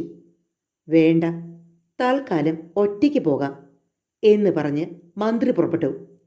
മന്ത്രി ആയുധമെല്ലാം വെടിഞ്ഞ് ഒരു വെളുത്ത വസ്ത്രം ധരിച്ചു. ജപമാല കയ്യിലെടുത്ത് ജൂദാറിന്റെ രാജധാനിയിലേക്ക് നടന്നു. മന്ത്രി ഷണ്ട പരിചാരകന്റെ തൊട്ടടുത്ത് ചെന്നിരുന്നു. വളരെ ഭക്തിപൂർവം ആശംസിച്ചു. നിനക്ക് ശാന്തി വരട്ടെ. അല്ലയോ മനുഷ്യരൂപമേ, നിനക്കും ശാന്തി വരട്ടെ. ഷണ്ടൻ തിരിച്ചും ആശംസിച്ചു. ആ ആശംസ കേട്ടപ്പോൾ അത് മനുഷ്യനല്ലെന്നും ജിന്നാണെന്നും മന്ത്രിക്ക് ബോധ്യമായി. അതോടെ അയാൾ വിറയ്ക്കാൻ തുടങ്ങി. അങ്ങയുടെ യജമാനൻ ജൂദാർ ഇവിടെയില്ലേ? ഉണ്ട്, രാജധാനിയിൽ. അകത്ത് പോയി പറയണം, രാജാവായ ഷംസേറ്റ് സോലെ ഒരു വിരുന്നിന് ക്ഷണിക്കുന്നുവെന്ന്. അടിമ അകത്തേക്ക് പോയി ജൂദാറിനോട് ചോദിച്ചു. രാജാവായ ഷംസറ്റ് സോലെ ഒരു അമീറിനെയും 50 ആളുകളെയും അയച്ചിരുന്നു. അവരെ ഞാൻ അടിച്ചോടിച്ചു. പിന്നെ 100 പേർ വന്നു. പിന്നെ 200 പേരും. എല്ലാവരെയും ഞാൻ അടിച്ചോടിച്ചു. ഇപ്പോൾ നിരായുധനായ ഒരു മന്ത്രിയെ അയച്ചിരിക്കുന്നു അങ്ങയെ വിരുന്നിന് ക്ഷണിക്കാൻ. ഞാൻ എന്തു പറയണം? ജൂദാർ മന്ത്രിയെ കൂട്ടിക്കൊണ്ടുവരാൻ കൽപ്പിച്ചു. മന്ത്രി ജൂദാറിന്റെ ഇരിപ്പിടവും ചുറ്റുപാടുകളും കണ്ട് വിസ്മയിച്ചു പോയി. ഒരു രാജാവിനും ഇത്ര വലിയ രാജധാനി കാണില്ല. അവിടെ ഉണ്ടായിരുന്ന ചിത്രങ്ങളും അലങ്കാര കോപ്പുകളും പരവതാനികളും മന്ത്രിയുടെ കണ്ണഞ്ചിപ്പിച്ചു. അദ്ദേഹം രാജാവിന്റെ അപേക്ഷ ജൂദാറിനെ അറിയിച്ചു. രാജാവ് എൻ്റെ സ്നേഹിതനാണെന്നല്ലേ പറഞ്ഞത്? ഇങ്ങോട്ട് വരാൻ പറയൂ, ജൂതാർ നിർദ്ദേശിച്ചു. പിന്നീട് മുദ്രമുരസി ഭൂതത്തെ പ്രത്യക്ഷമാക്കി അതിവിശേഷമായ ഉടയാട വരുത്തി അത് മന്ത്രിയെ ധരിപ്പിച്ചു. മന്ത്രി ജൂതാറിനോട് വിടവാങ്ങി. രാജധാനിയിൽ ചെന്ന് ജൂതാറിന്റെ കൊട്ടാരത്തിൽ താൻ കണ്ട കാഴ്ചകൾ വിവരിച്ചു. ജൂതാറിന്റെ നിർദ്ദേശവും ധരിപ്പിച്ചു. രാജാവ് തന്റെ അനുയായികളെയും കൂട്ടി കുതിരപ്പുറത്ത് പുറപ്പെട്ടു. ജൂതാർ തന്റെ കിങ്കരനോട് പടയാളികളുടെ രൂപത്തിൽ കുറെ ഭൂതങ്ങളെ രാജധാനിയുടെ പടിക്കൽ നിർത്താൻ ആജ്ഞാപിച്ചു. രാജാവ് അവരെ കണ്ട് പരിഭ്രമിക്കണം, തൻ്റെ നില മനസ്സിലാക്കണം എന്ന് കരുതിയാണ് അങ്ങനെ കൽപ്പിച്ചത്. ഭൂതം 200 പേരെ പടയാളികളുടെ വേഷത്തിൽ കാവൽ നിർത്തി. സുശക്തരും തടിയന്മാരുമായ ആ യോദ്ധാക്കളെ കണ്ട് രാജാവ് ഭയപ്പെട്ടു. അകത്ത് പ്രവേശിച്ച രാജാവ് ജൂതാറിനെ കണ്ടപ്പോൾ അഭിവാദ്യം ചെയ്തു. ജൂതാർ അനങ്ങിയില്ല, ആദരവ് പ്രകടിപ്പിച്ചില്ല, ഇരിക്കാൻ പോലും പറഞ്ഞില്ല. രാജാവ് എന്താണ് ചെയ്യേണ്ടതെന്ന് അറിയാതെയായി. നിൽക്കണോ അതോ ഇരിക്കണോ, അതോ മടങ്ങിപ്പോകുന്നതാണോ ഭേദം? ഒന്നും ചെയ്യാൻ ധൈര്യമില്ലാതെ നിൽക്കുന്ന രാജാവിനോട് ജൂതാർ പറഞ്ഞു, രാജാവേ, മറ്റുള്ളവരുടെ മുതൽ കയ്യേറി അവരെ ഭരിക്കുന്നത് അത്ര നല്ലതല്ല. രാജാവ് ജൂതാറിനോട് മാപ്പ് ചോദിച്ചു. താൻ ചെയ്ത പ്രവൃത്തികളെല്ലാം തെറ്റാണെന്ന് സമ്മതിച്ചു. ഒടുവിൽ ജൂതാർ രാജാവിനോട് ഇരിക്കാൻ ആജ്ഞാപിച്ചു. ജൂതാർ വളരെ ദയാപൂർവമാണ് രാജാവിനോട് പെരുമാറിയത്. അവൻ സഹോദരന്മാരോട് ഭക്ഷണ വിഭവങ്ങൾ നിരത്താൻ ആവശ്യപ്പെട്ടു. വിഭവസമൃദ്ധമായ ഭക്ഷണം കഴിഞ്ഞ് രാജാവ് മടങ്ങി. അത്യധികം ആദരവോടും സ്നേഹത്തോടും കൂടിയാണ് ജൂതാർ രാജാവിനോട് പെരുമാറിയത്. പിന്നീട് പലപ്പോഴും രാജാവ് ജൂതാറിന്റെ രാജധാനിയിൽ പോകാറുണ്ട്. അവരുടെ സ്നേഹം കൂടിക്കൂടി വന്നു. ഒരു ദിവസം രാജാവ് മന്ത്രിയെ വിളിച്ചു. ഇക്കണക്കിന് പോയാൽ ജൂതാർ എന്നെ കൊന്ന് എൻ്റെ രാജ്യം തട്ടിയെടുക്കുമെന്ന് തോന്നുന്നു. രാജാവ് ആശങ്ക പ്രകടിപ്പിച്ചു. അത് ഭയപ്പെടേണ്ട, ഒരു രാജാവിൻ്റേതിനേക്കാൾ ഉയർന്ന നിലയിലാണ് അയാൾ. അങ്ങയുടെ രാജ്യം തട്ടിപ്പറിക്കുക അയാളുടെ അഭിമാനത്തിന് ഭംഗം വരുത്തുന്ന സംഗതിയാണ്. ഇനി അങ്ങയെ കൊന്നാലോ എന്ന് ഭയമുണ്ടെങ്കിൽ അങ്ങൊരു കാര്യം ചെയ്യൂ. അങ്ങയുടെ ഓമനപുത്രിയെ ജൂതാറിന് വിവാഹം ചെയ്തു കൊടുക്കൂ. താങ്കൾ തന്നെ ഇടനിലക്കാരനായി പ്രവർത്തിക്കണം. എങ്കിൽ ഞാൻ പറയുന്നത് പോലെ അങ്ങ് ചെയ്യണം. നമുക്കയാളെ ഇങ്ങോട്ട് വിരുന്നിന് ക്ഷണിക്കാം. രാത്രി നമ്മൾ വിശ്രമിക്കുന്ന സമയത്ത് അങ്ങയുടെ പുത്രിയോട് ആ വഴിക്ക് കടന്നു പോകാൻ പറയണം. രാജകുമാരിയെ കണ്ടാൽ ജൂതാർ മോഹിതനാകും. അപ്പോൾ ഞാൻ ചെന്ന് അത് അങ്ങയുടെ പുത്രിയാണെന്ന് അറിയിക്കും. ഒടുവിൽ അവൻ തന്നെ ഇങ്ങോട്ട് വിവാഹാലോചന കൊണ്ടുവരും. വിവാഹം കഴിഞ്ഞാൽ പിന്നെ നിങ്ങൾ ഒന്നായല്ലോ, പിന്നെ ഒരാപത്തും പിണയുകയില്ല. രാജാവിന് മന്ത്രിയുടെ നിർദ്ദേശം സ്വീകാര്യമായി. ഒരു വലിയ വിരുന്നൊരുക്കി ജൂതാറിനെ വരുത്തി. വിശ്രമമുറിയിൽ ജൂതാറും രാജാവും മന്ത്രിയും കൂടി ഇരിക്കുമ്പോൾ പറഞ്ഞ പോലെ തന്നെ രാജപുത്രി അതിലൂടെ കടന്നുപോയി. രാജാവ് നേരത്തെ തന്നെ രാജ്ഞിയോട് മകളെ അങ്ങനെ അയക്കാൻ ചട്ടം കെട്ടിയിരുന്നു. ജൂതാർ അവളെ കണ്ടു. അവളെപ്പോലൊരു സുന്ദരിയെ മുമ്പ് കണ്ടിട്ടുണ്ടായിരുന്നില്ല. അവളുടെ രൂപലാവണ്യത്തിൽ മയങ്ങിയ ജൂതാറിന്റെ മുഖഭാവം തന്നെ മാറി. ജൂതാറിന്റെ ഇരിപ്പും ഭാവവും കണ്ട മന്ത്രിക്കും സന്തോഷമായി. മന്ത്രി ഒന്നും അറിയാത്ത പോലെ ചോദിച്ചു, എന്തുപറ്റി? എന്താണൊരു വല്ലായ്മ? ആരാണ് ഇപ്പോൾ പോയ യുവതി? അവൾ എൻ്റെ മനസ്സ് കീഴടക്കിയിരിക്കുന്നു. ജൂതാർ ഉത്കണ്ഠയോടെ പറഞ്ഞു, അത് രാജാവിൻ്റെ പുത്രിയാണ്. അവൾക്ക് നിങ്ങളെ ഇഷ്ടമായാൽ ഞാൻ രാജാവിനോട് പറഞ്ഞ് ഈ വിവാഹം നടത്തിത്തരാം. എന്നാൽ രാജാവിനോട് ഈ കാര്യം സംസാരിക്കൂ. നിങ്ങൾക്ക് എന്ത് പ്രതിഫലം വേണമെങ്കിലും ഞാൻ തരാം. രാജാവിന് എത്ര സ്ത്രീധനം വേണമെങ്കിലും ഞാൻ കൊടുക്കാം. മന്ത്രി തങ്ങളുടെ സൂത്രം നടന്ന കാര്യം രാജാവിനെ അറിയിച്ചു. രാജാവിന് സന്തോഷമായി. രാജാവിന് സ്ത്രീധനം തന്നെ ആവശ്യമായിരുന്നില്ല. ജൂതാർ അവളെ സ്വീകരിക്കുക മാത്രമേ വേണ്ടൂ. രാജാവ് സഭ വിളിച്ചുകൂട്ടി. എല്ലാവരും സമ്മേളിച്ചു. തൻ്റെ പുത്രിയും ജൂതാറുമായുള്ള വിവാഹ നിശ്ചയം ഉടൻ പ്രഖ്യാപിച്ചു. ജൂതാർ സ്വർണവും ആഭരണവും നിറച്ച നിരവധി സഞ്ചികൾ സ്ത്രീധനമായി രാജാവിന് നൽകി. വാദ്യങ്ങൾ മുഴങ്ങി. വിവാഹം മംഗളമായി നടന്നു. അങ്ങനെ രാജാവും ജൂദാറും ഒന്നായി. കുറേ കാലം അവർ അങ്ങനെ താമസിച്ചു. പിന്നെ രാജാവ് മരിച്ചു. ജൂദാറിനെ സുൽത്താനായി അവരോധിച്ചു. ജൂദാർ ഷംസദ് സോലയുടെ ശവകുടീരത്തിന് മീതെ പള്ളി നിർമ്മിച്ചു. സലേമിനെയും സാലീമിനെയും മന്ത്രികളാക്കി. ഒരാളെ വലതുവശത്തും അപരനെ ഇടതുവശത്തും ഇരുത്തി. അങ്ങനെ 1 വർഷം കഴിഞ്ഞു. അപ്പോഴേക്കും മൂത്തവന്റെ മനസ്സിൽ അസൂയ തല പൊക്കാൻ തുടങ്ങി. അവൻ ഇളയവനെ വിളിച്ചു പറഞ്ഞു, ഹേയ്, എത്ര കാലം നമ്മൾ ഈ ജൂദാറിന്റെ കീഴിൽ ജോലി ചെയ്യണം? ഇവൻ ജീവിച്ചിരിക്കുന്നിടത്തോളം കാലം നമുക്ക് ഒരു അഭിവൃദ്ധിയും ഉണ്ടാകില്ല. ജൂദാറിനെ കൊല്ലാൻ എന്താണൊരു വഴി എന്നായി പിന്നത്തെ ആലോചന. ഒടുവിൽ സലീം ഒരു ഉപായം കണ്ടുപിടിച്ചു. പക്ഷേ ഒരു കരാറിൽ മാത്രമേ അവനത് വെളിവാക്കാൻ കൂട്ടാക്കിയുള്ളൂ. അതായത്, ജൂദാർ മരിച്ചു കഴിഞ്ഞാൽ പിന്നെ സാലിം തനിക്ക് സുൽത്താനാകണം എന്ന് പറഞ്ഞു. വഴക്കിടാൻ പാടില്ല. മുദ്രമോതിരം ഒന്നാമനും ഭോജനസഞ്ചി രണ്ടാമനും എടുക്കണം. സാലിമിന് വ്യവസ്ഥ സ്വീകാര്യമായി. അങ്ങനെ പ്രതാപത്തിനും അധികാരത്തിനുമുള്ള ദുർമോഹം അവരെ വീണ്ടും ദുർമാർഗത്തിലേക്ക് നയിച്ചു. 2 പേരും കൂടി സഹോദരനായ ജൂദാറിനെ വിരുന്നിന് ക്ഷണിച്ചു. ആദ്യം തൻ്റെ വീട്ടിൽ വന്ന് ഭക്ഷണം കഴിക്കണം. പിന്നീട് അനുജന്റെ വീട്ടിൽ പോയാൽ മതിയെന്ന് മൂത്തവൻ ആവശ്യപ്പെട്ടു. പാവം ജൂദാർ കപടങ്ങളൊന്നും മനസ്സിലാക്കാതെ സഹോദരന്മാരുടെ കൂടെ പുറപ്പെട്ടു. മൂത്ത സഹോദരന്റെ വീട്ടിൽ തന്നെ ആദ്യം പ്രവേശിച്ചു. സലീം സ്നേഹപൂർവ്വം സൽക്കരിച്ചു. വീഞ്ഞിൽ വിഷം ചേർത്തിരുന്നു. ജൂദാർ ഭക്ഷണം കഴിച്ച ഉടനെ മരിച്ചു വീണു. സലീം ഉടനെ മുദ്രമോതിരം ഊരിയെടുക്കാൻ തുനിഞ്ഞു. പക്ഷേ മുദ്രമോതിരം അണിഞ്ഞിട്ടുള്ള വിരൽ ചെറുത്തു നിന്നു. അപ്പോൾ അവൻ വിരൽ വെട്ടി മോതിരമെടുത്തു. മോതിരമുരസി. ഭൂതം പ്രത്യക്ഷനായി. നീചനായ സലീം ജൂദാറിനെയും സാലീമിനെയും കൊല്ലാൻ കൽപ്പിച്ചു. ഭൂതം സലീമിന്റെ വാക്കുകൾ അപ്പാടെ അനുസരിച്ചു. ഇരുവരുടെയും ശവം രാജാവിന്റെ ഉദ്യോഗസ്ഥന്മാർ ഇരിക്കുന്ന മണ്ഡപത്തിന് മുമ്പിൽ കൊണ്ടുവന്നിട്ടു. അവർ പേടിച്ചുപോയി. ഇതാര് ചെയ്തു? അവർ പരിഭ്രമത്തോട് ചോദിച്ചു. അവരുടെ സഹോദരൻ സലീം. ഭൂതം മറുപടി പറഞ്ഞു.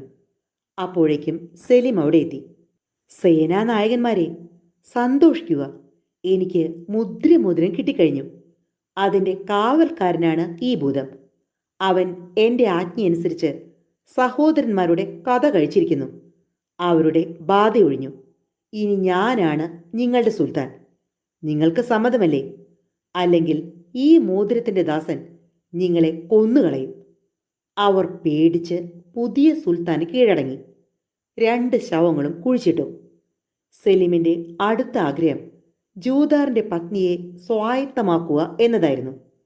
ദുഃഖകാലം കഴിയും വരെ കാത്തിരിക്കാൻ ആളുകൾ അപേക്ഷിച്ചു. പക്ഷേ അവൻ അതിനൊന്നും തയ്യാറായിരുന്നില്ല. ഷംസദ് സോലയുടെ പുത്രിയെ, ജൂദാറിൻ്റെ പത്നിയെ വിവരമറിയിച്ചു. അവൾ അവനെ സ്നേഹപുരസ്സരം ക്ഷണിച്ചു. സലീം സമീപിച്ചപ്പോൾ അവൾ സ്നേഹപാരവശ്യം ഭാവിച്ച് സൽക്കരിച്ചു. അവൾ സലീമിന് വിഷം ചേർത്ത വീഞ്ഞു നൽകി. സലീം ഏതാനും നിമിഷത്തിനകം മരിച്ചു വീണു. അവൾ ആ മോതിരം നശിപ്പിച്ചു കളഞ്ഞു. മന്ത്രസഞ്ചികൾ കീറിക്കളഞ്ഞു. ഇനി ഇതിനെ ചൊല്ലി കലാപങ്ങൾ ഉണ്ടാകരുത്. ഇഷ്ടമുള്ള ആളെ രാജാവായി തിരഞ്ഞെടുത്തുകൊള്ളാൻ അവൾ ജനങ്ങളെ ഉപദേശിച്ചു. 1001 രാവുകൾ എന്ന കഥാപരമ്പരയിലെ ഇന്നത്തെ കഥ എല്ലാ കൂട്ടുകാർക്കും ഇഷ്ടമായി എന്ന് തന്നെ കരുതുന്നു. അടുത്ത തവണ ഞാൻ എത്തും വരെ എല്ലാ കൂട്ടുകാർക്കും നന്ദി, നമസ്കാരം.